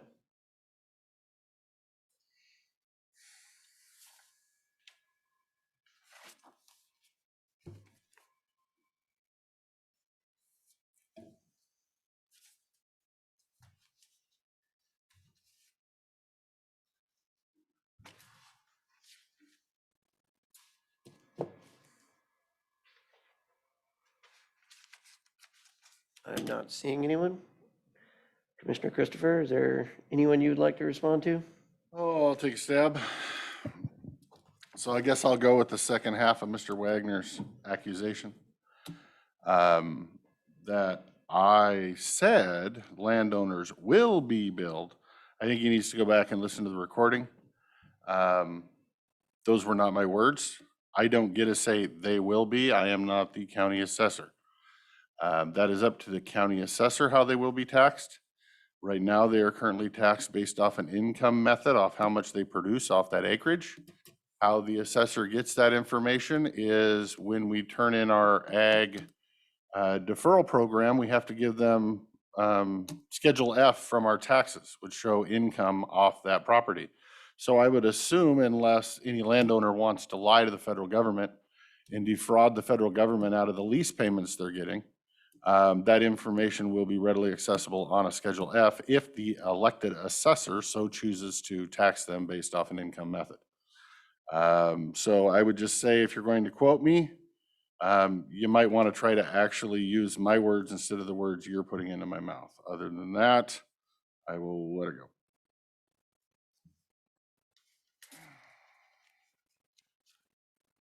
Okay, I would say as well to Mr. Wagner, when you say citizens will pay for it in 2026, I'm assuming you're talking about the 6-year road plan. And what you're talking about is on the 6-year road plan is the reconstruction of the north end of Oak Ridge Road. That was not something that currently has funding. That's why it's out there on the 6-year road plan. It's not something that it's likely going to continue to get pushed on the 6-year road plan. But when you do a full rework of that road and pave it like we did to the first south half years ago, that is borne by all of the residents, as well as any grant funds we can get from the state. That is not something that you would require of a landowner or a business. But with regards to everything else, I think Commissioner Sauter pointed out very clearly that those requirements are in the conditions.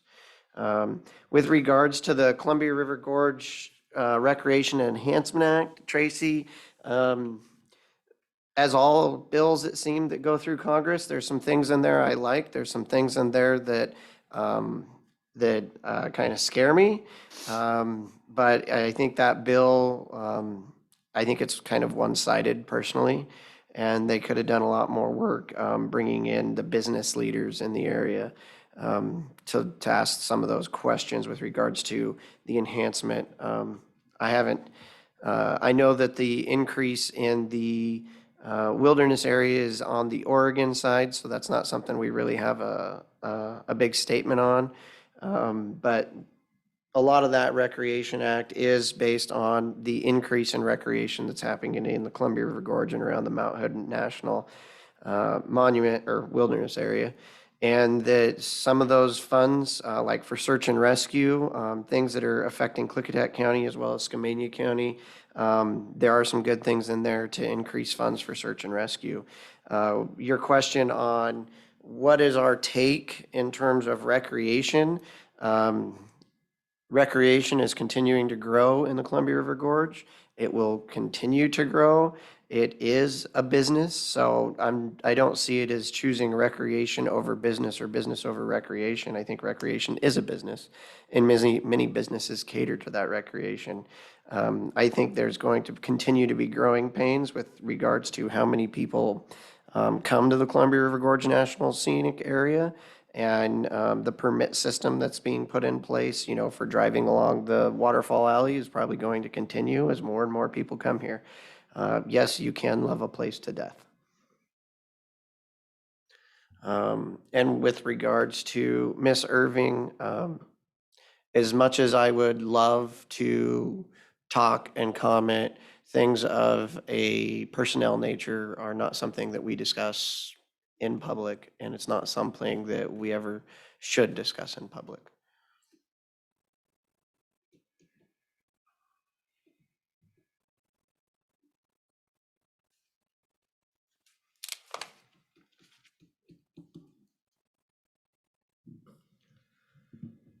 With that, we have enough time for one last citizen comment. If there is anybody who would like to provide public comment, who has not had a chance to speak.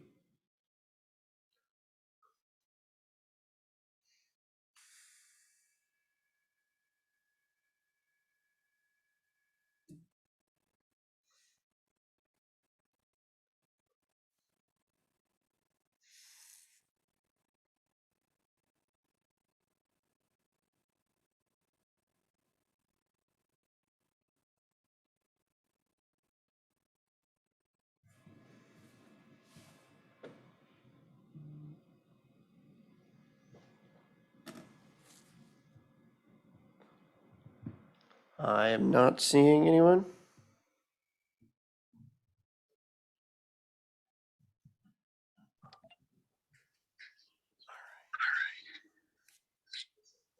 Oh, Tracy? May I say one more thing? So the road crew didn't mention, there is a very large pothole on Highway 14 going east from Bingen. It's marked with a pink circle now, but if you have oncoming traffic, it's very hard to avoid. And I'm hoping that the highway crew can just hit that sometime soon, because with the summer traffic, somebody's gonna get in a wreck there, just hitting that pothole. Thank you, Tracy. I believe that's on the state route, and so that would be WashDOT. But I'm sure they're well aware of it, but we will talk to our Public Works to let WashDOT know about it as well. Thank you very much. Tracy, I'm aware of the pothole. Yeah. Yeah. Yes. It's hard to miss. Yeah, well, and she's right, as far as if it's right where the bluff is right Right. there, and so if there's traffic, there's no place to go, so you have to stay in your lane. Do you think it was a rock that fell? It's a pretty good hole, and they do have an orange, I mean, so somebody knows it's there. I don't know if the paint is so that drivers know it's there, but after you've been that way more than once, you remember that hole. Okay, it is now 1:30. We are going to close public comment. And I would like to say thank you to everyone for your public comments. We are here to listen, and we do take everything you say seriously and do our research, including reading more on the Recreation Enhancement Act.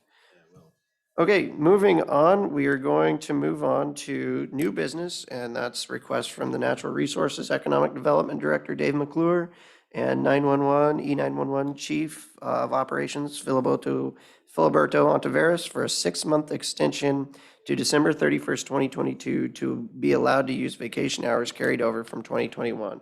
McClure has 42 hours and Ontiveros has 51 hours.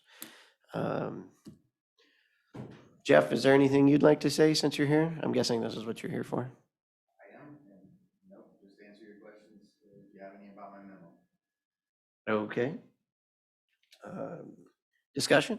I guess I would say that while I'm not a big fan of holding over vacation time, I think the employee should use it. I do understand extenuating circumstances. Is my understanding Mr. McClure is well down from what he carried over last year. So he is using his vacation and trying to use it up. And Filiberto, with all of the overtime down there that's been put in place, I think that's why you're finding this carryover there. So I have no problem with either one of them. Yeah, I'd support it. Again, we want them to use it. I think there's circumstances, especially emergency management, although I will say Director McClure is, I think, making improvements. He is a habitual, and I say this in a most positive way. Say it with love. That you have to pry him out of his office sometime to go use his vacation hours. And so I think he's been getting the message, and so he is whittling down that carryover. And I think emergency management, it's just, I'm amazed anybody can use anything, frankly, that's not worse than it is, just because of the staffing issues there. So, yeah, I'm supportive. And I would say that I am of course supportive, and I'd like to thank Filiberto for putting in all the extra time that he is doing and the training that's going to be coming up. I know it's going to be a heavy lift, and I know this is the least we can do to ensure that, he gets to keep what he's earned. And with Mr. McClure, I know he volunteers and gives away a lot of those hours every year, and that's to be commended as well. I would entertain a motion. Somebody wants to make it? Sure. I got 3 things open at the same time here. I'll just do it from Old Blue. How's that? Mr. Chairman, I would make a motion to approve the request from Director McClure and Chief of Operations Filiberto Ontiveros for a 6-month extension of their vacation hours. Allow those to be carried over until December 31st, 2022. That is 42 hours for Director McClure and 51 hours for Filiberto. My motion is to approve the request, both requests. I would second that motion. There's been a motion and a second to approve the request. All those in favor signify by saying aye. Aye. Aye. Motion carries.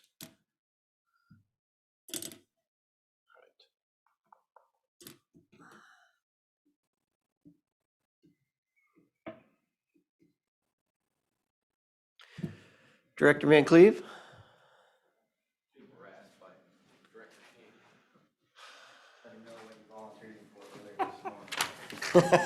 Oh. Good afternoon, Commissioners. Good afternoon, sir. We're back before you today to ask for verbal authority to do what we asked, or we discussed with you briefly last Tuesday, and let me recap what that was. So we are approved for 4 FTEs in the IT department, 2 system administrators, a help desk, 1 or 2, that's 1 box, and the IT manager. Having difficulty recruiting to replace the systems administrator that we lost. But we have got some interest in people that we think would qualify for the help desk. And so our approach would be to ask you for verbal permission or authority to redo our org chart, adding a help desk, 1 or 2 to the system administrator box, ultimately giving us ability to bring somebody in at a lower level and progress them to a system administrator.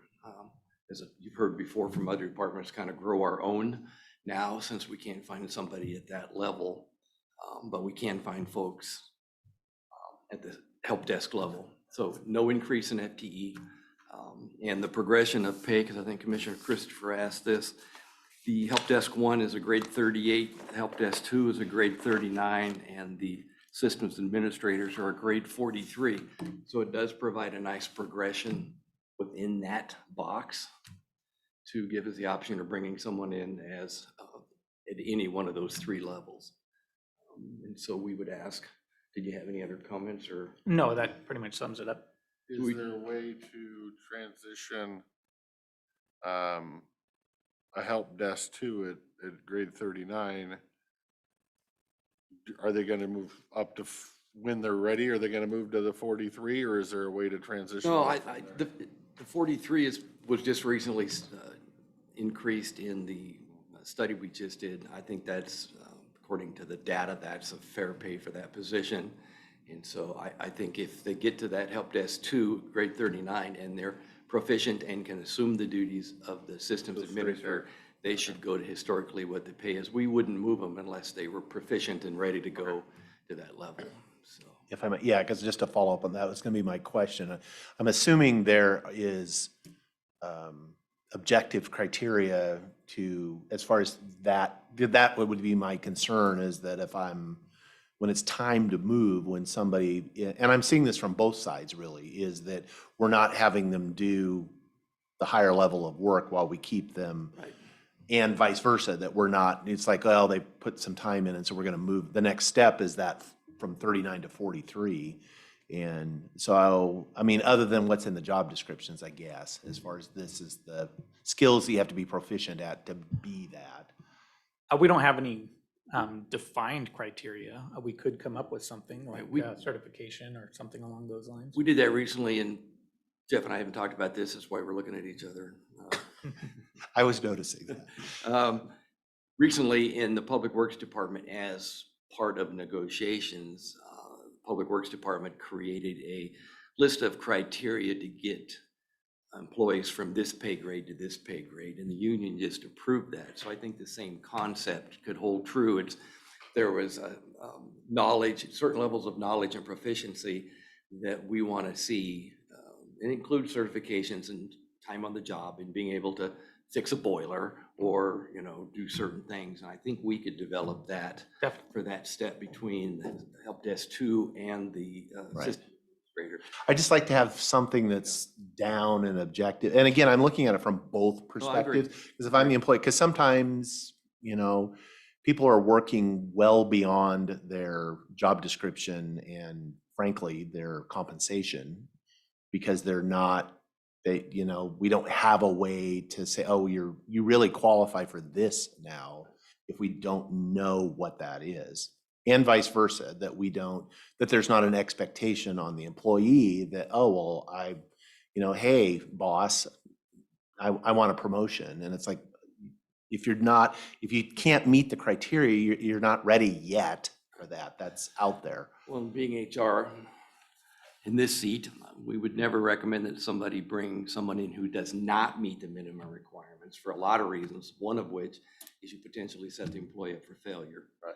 You're bringing them in at a job they can't do, and that's not fair either. So we will definitely develop that and share it with you at a future meeting. If you'd rather we wait until we do No, that, or I'm totally comfortable. I'm not worried. One other about it. question I had is if you're moving it from I'm assuming you're not gonna promote from help desk 1, it's gonna go from the help desk 2 up.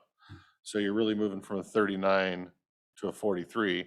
If you have a help desk 2, step 5, are they gonna start at a 43, step 1? more than likely, what we try and do is, as we've discussed this in the past a little bit, is when we move an employee up, we try and never have them make less money. They might Right. be at a less step, but they never make less money. So I don't have the chart in front of me, or I'd have looked to see what the I pay do. difference. So a Commissioner 39, had it memorized, but. a 39, let's say step 5 is 53,685 annual, and a 43, step 1 is 60. Oh, so it's still. So it's a significant 4 That's grades. what I said, you can back up 5 steps and still get 7 grand more. Right. That was my question. Are we gonna bump them to a 5 up there? Historically, we wouldn't probably do that. Unless they've been here 5 years. I know that was the issue before. Somebody'd been here 5 years, and were we gonna make them go back and start over? And, but if someone, I would say probably not, but everything's up for discussion. Because there is a significant raise in there already to go to step 1, and a lot more room to grow. And usually when we let them keep their step, it's when you're transferring from one position to another that's in that same. Yeah, and there's then no you- benefit, yeah, then there's like, you're not really gaining, it's not much of a Can't go- promotion, and there's Right. no place to go. Right. Okay. But going from a 39 to a 43 43. makes, yeah, it's still significant. And again, if they're proficient at the 43, which they would have to be to get there, then that's a significant pay bump. And I'm fine with it. okay, thank you, commissioners. Thank you.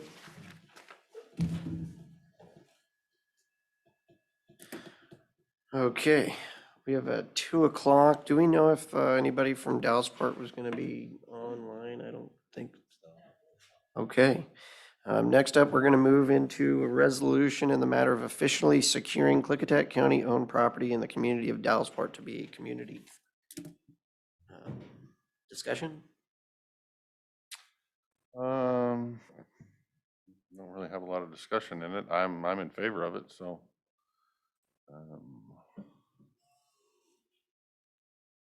Yeah, I can support the resolution because it's basically saying what exists now. I don't think we're committing to anything more as far as county resources than we're already. When the plat was dedicated, the land was set aside as a park given to the county back whenever it was in 46 or 48, whenever it was, which is a little surprising given some of the language in the plat. That's for another discussion someday. That I would have thought that was from the late 1800s, but I was surprised it was as modern as it was, but that's a different topic. Yeah, so I'm fine with this. This does not commit the county to funding anything, building anything at this time. We're certainly, that's something as we discussed this morning with I'm hoping we can submit for a planning grant, because I think that's what the community needs to do as far as if it's a new program and RCO is willing to fund, so the planning grant towards that to get an idea of what could or should be constructed there. I think that's a good place to start. I don't see that this commits us to, like, we have to write checks now. It's just that we're just acknowledging it's set aside as a county park. We're just saying, yep, that's what it is. So I'm okay with it. I think it's just more goodwill and peace of mind to the citizens that, we're going to follow through with what is essentially said in 1946. Parts of it. Parts of it. Anybody listening, go look up that old plat. It's got some interesting language in it about who can and can't live there. Yeah. Oh. As I said, so I was surprised that it was as modern as it was, because it's like, yeesh. Yeah. Let's just say it wouldn't pass muster today. Who can and can't play on the playground equipment? Yeah. Yeah. I would entertain a motion if you would. Okay, Mr. Chairman, we have before us a resolution in the matter of officially securing Klickitat County-owned property in the community of Dallasport to be a community park. My motion would be to approve the resolution. And for clarification, you're talking about the land on 6th and D Street, correct? Yes, thank you. I would second that motion. There's been a motion and a second to approve the resolution, right? Yeah. Yeah, it's a resolution. It's a resolution. All those in favor signify by saying aye. Aye. Aye, motion carries. Before you move on to consent agenda, is there any further discussion about, also pertains to Dallasport, about the community meeting that you guys, the board recipients talked about last week? A discussion. What was the date that we ended up with? 16th Okay. of August, which is fairly. Okay. I did have a question. I had which it's up to us. It's our meeting. This would be a public meeting to discuss the wastewater and kind of really the first step of breaking the news, I think, to the community about show them the rates, the rate study, the stuff, and it's like, this is unsustainable. The PUD asked, did we want them there, meaning the manager, the operator, and one of the PUD commissioners in the room or not? It's our meeting, but they would come for like technical, if people had some technical questions, and I said I'd get back to them. It might draw fire, it might not. It's always nice to me to have the people that actually operate something to be able to answer the question, not me like, well, I think this is what they do, but I don't know. So for me, it's kind of like I was stating earlier, that I think to make a decision, you have to have an informed decision. Right. And for the public to get an informed decision, they need to actually hear questions from PUD. So Okay. I agree that it shouldn't be a joint meeting. Right. But on hand to answer technical questions that may come up that we don't know, I think would be a good benefit. Okay. So if we're okay, then maybe we can reach out to the PUD and say, I'm in okay. support of having them there. Okay. Questions also from staff for the clarification. Will not be Zoomed. I have no idea about the internet down there. Yep. Yeah, there isn't any. We don't necessarily have to record it. I can take our little portable unit. I'm still researching whether we have access to a PA. So I'll try to get somehow we need to have a PA system. So we'll figure that out. Do we usually? I thought have meetings down there. We've had them there before, and we've just not used a PA or anything. It's Talk loud and just make talk sure loud people hear. and It's not that big of a room. No. I think we'll be fine with that one. And Or staff ma- to go in or- 2 minutes. Or maybe, reserve the front 2 rows for people that are hearing impaired or something. yeah.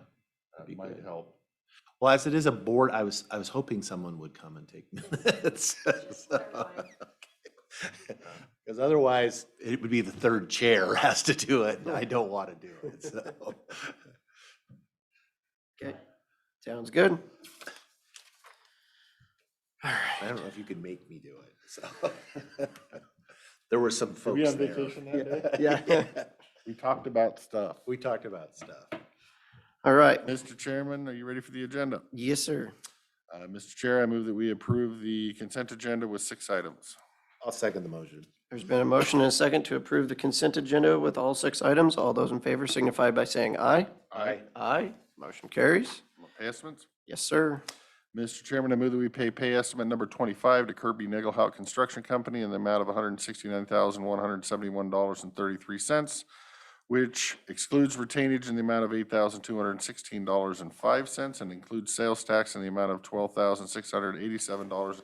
$1,000.85 for the total payment amount of $173,643.13 for the county services building contract number C03120. I'll second the motion. There's been a motion and a second to pay estimate number 25 to Kirby Nagelhout Construction Company. All those in favor signify by saying aye. Aye. Aye, motion carries. Mr. Chairman, I move that we pay estimate number 1 to All Seasons Heating and Air Conditioning Incorporated in the amount of $129,067.34, which excludes retainage in the amount of $6,793.02 and includes sales tax in the amount of $10,189.53 for a total payment amount of $139,256.87 for the courthouse HVAC system replacement of 2021. I will second the motion. There's been a motion and a second to pay estimate number 1 to All Seasons Heating and Air Conditioning. All those in favor signify by saying aye. Aye. Aye, motion carries. Might need to reach out to Greg because we're way early. Okay. Let me see. Okay, do you, either of you, oh, we've got I one got more. the big, Yeah, the the biggie. overall.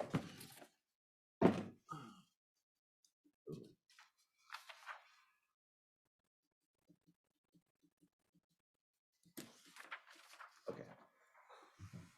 Okay, we have the two again. One is payroll only, one is payroll and AP. So to me, if we do the combined one, that should be, because it covers both. Mr. Chairman, I would make a motion to approve accounts. No, they are two separate. No? Accounts payable, okay. This is payroll only, this, okay, it's in two certifications, so we'll do them separately. Mr. Chairman, I would make a motion to approve accounts payable warrants in the amount of $466,997.95 for the date ending June 27th, 2022. Second the motion. There's been a motion and a second to pay the bills. All those in favor signify by saying aye. Aye. Aye, motion carries. Okay, and then, Mr. Chairman, I would make a motion to approve payroll benefit warrants in the amount of $1,051,590.56 for the date ending June 27th, 2022. I would second that motion. Been a motion and a second to pay those bills. All those in favor signify by saying aye. Aye.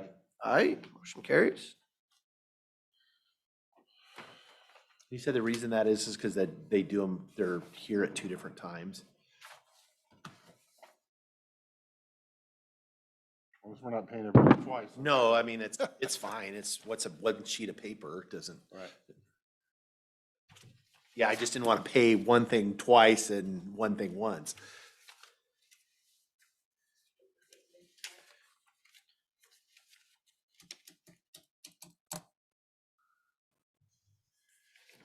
Oh, one thing I need to check to, one thing Mr. Wagner did say about the 300,000 in mitigation dollars. We do need to follow up on that.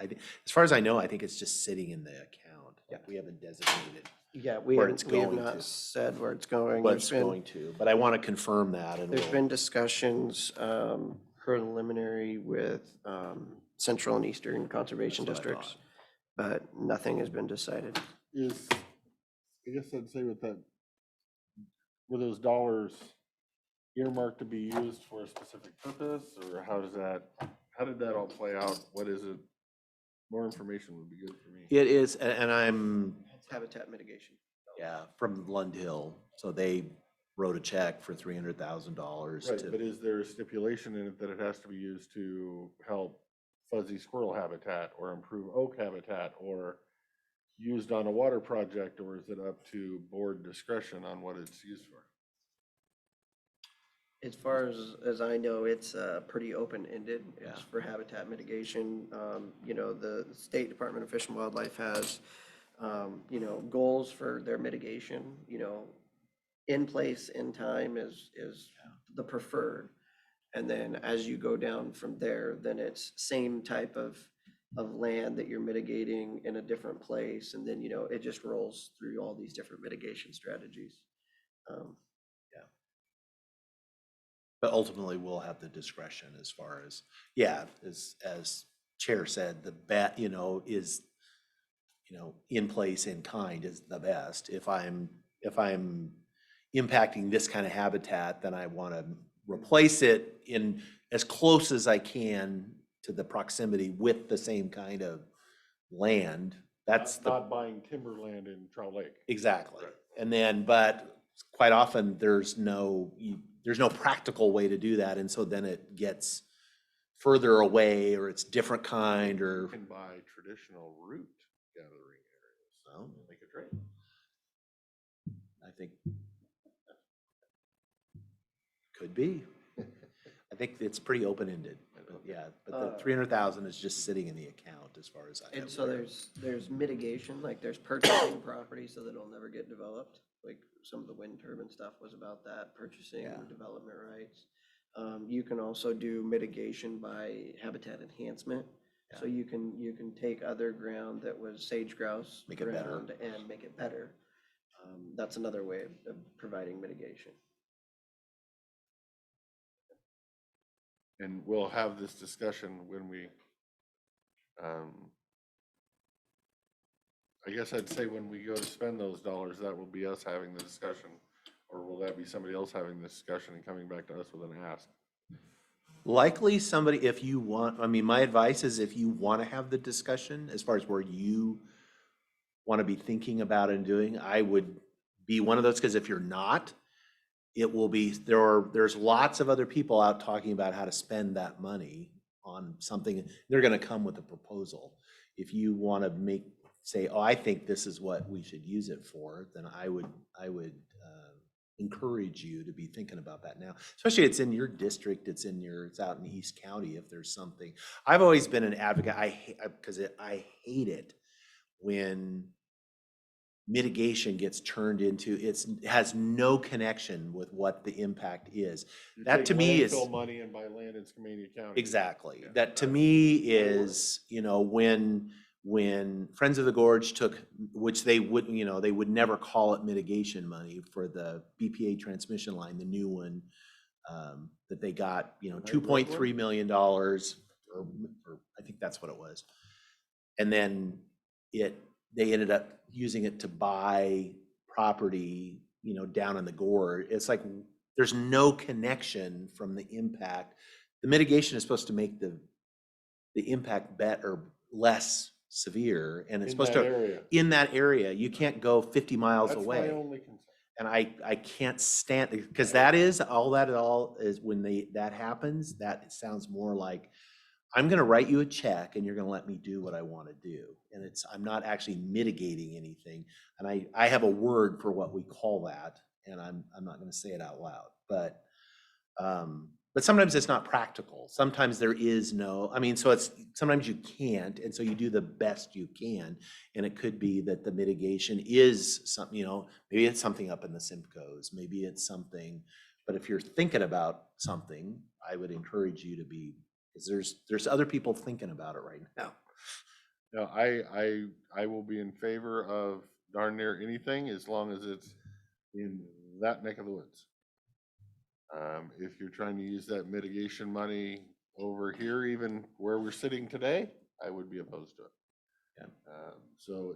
Well, I would say close have to an open possible. mind, because sometimes the net positive does make it, like I've seen I've seen agencies use mitigation where it was out of kind, it was out of time, but in the overall scheme of things, it probably was a net benefit, and it was like, okay, I can get behind that. But as a general rule, no, I don't. I like it to be. That's all I'm going for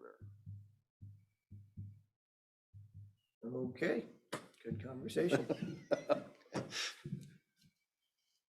Board pending? And since Mr. McClure did come running down the hall, I know we didn't say anything too. We could buy a truckload of squirrels. Yeah. So maybe plant a few oaks. It was an oak habitat that they. I know. Yeah, not out there. Because of the Gorge Submission thing.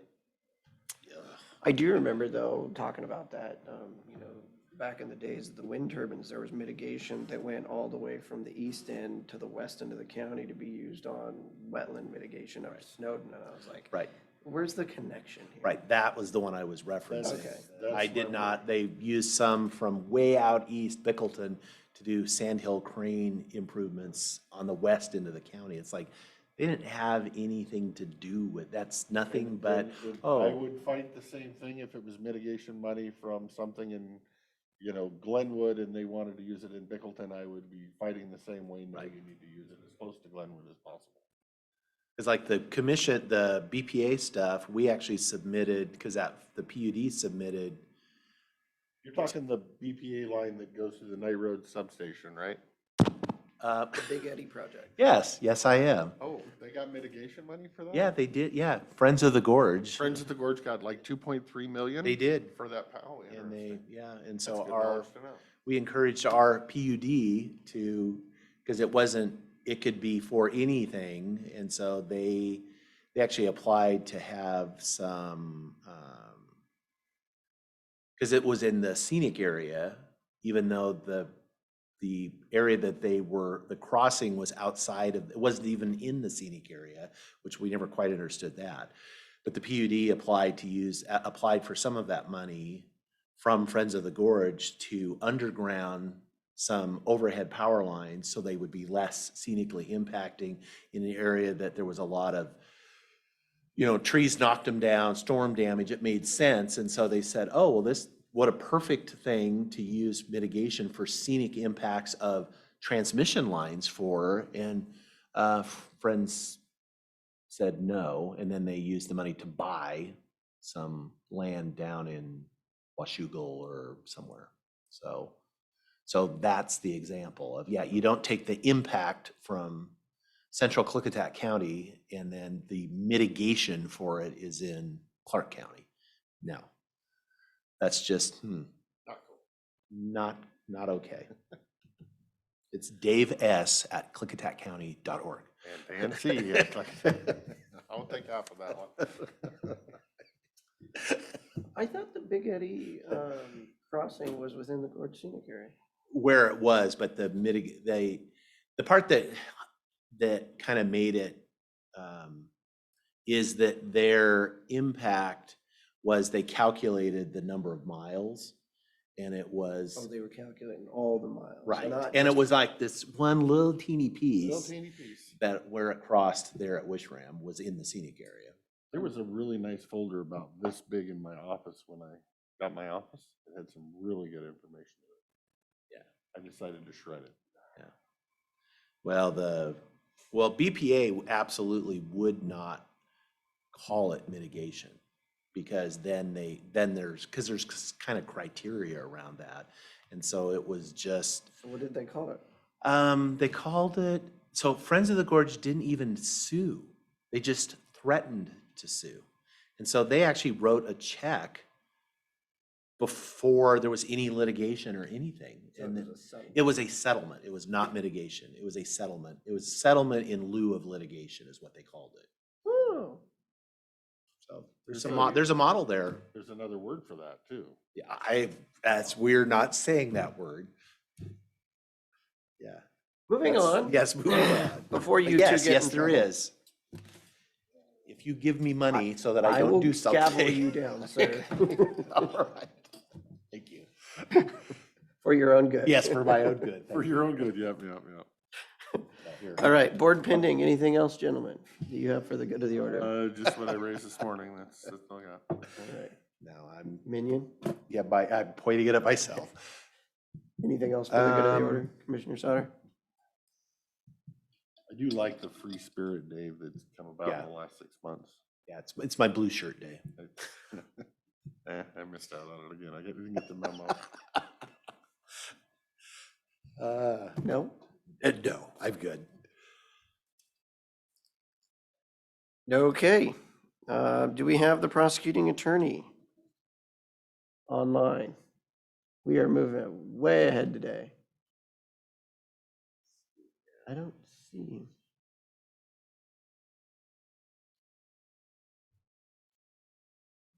I don't see him.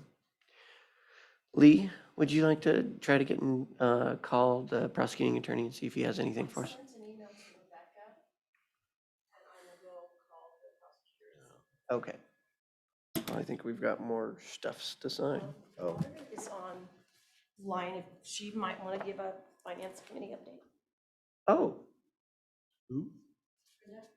Brenda, are you there? Or you think she's gonna do Greg's? Just to be- Auditor Sorensen, are you there?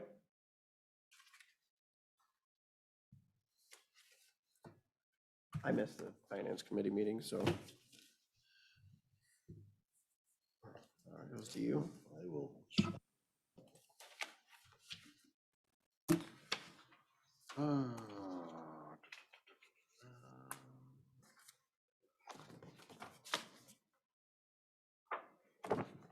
Talk about finance stuff and make somebody's ears bleed.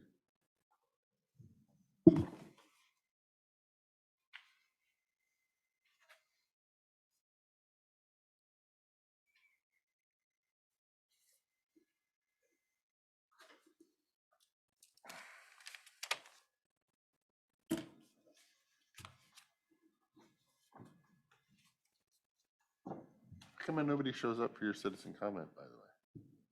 It's like 2 people and nothing. Because everybody likes the way I conduct it. Yeah, that's it. That's what it is.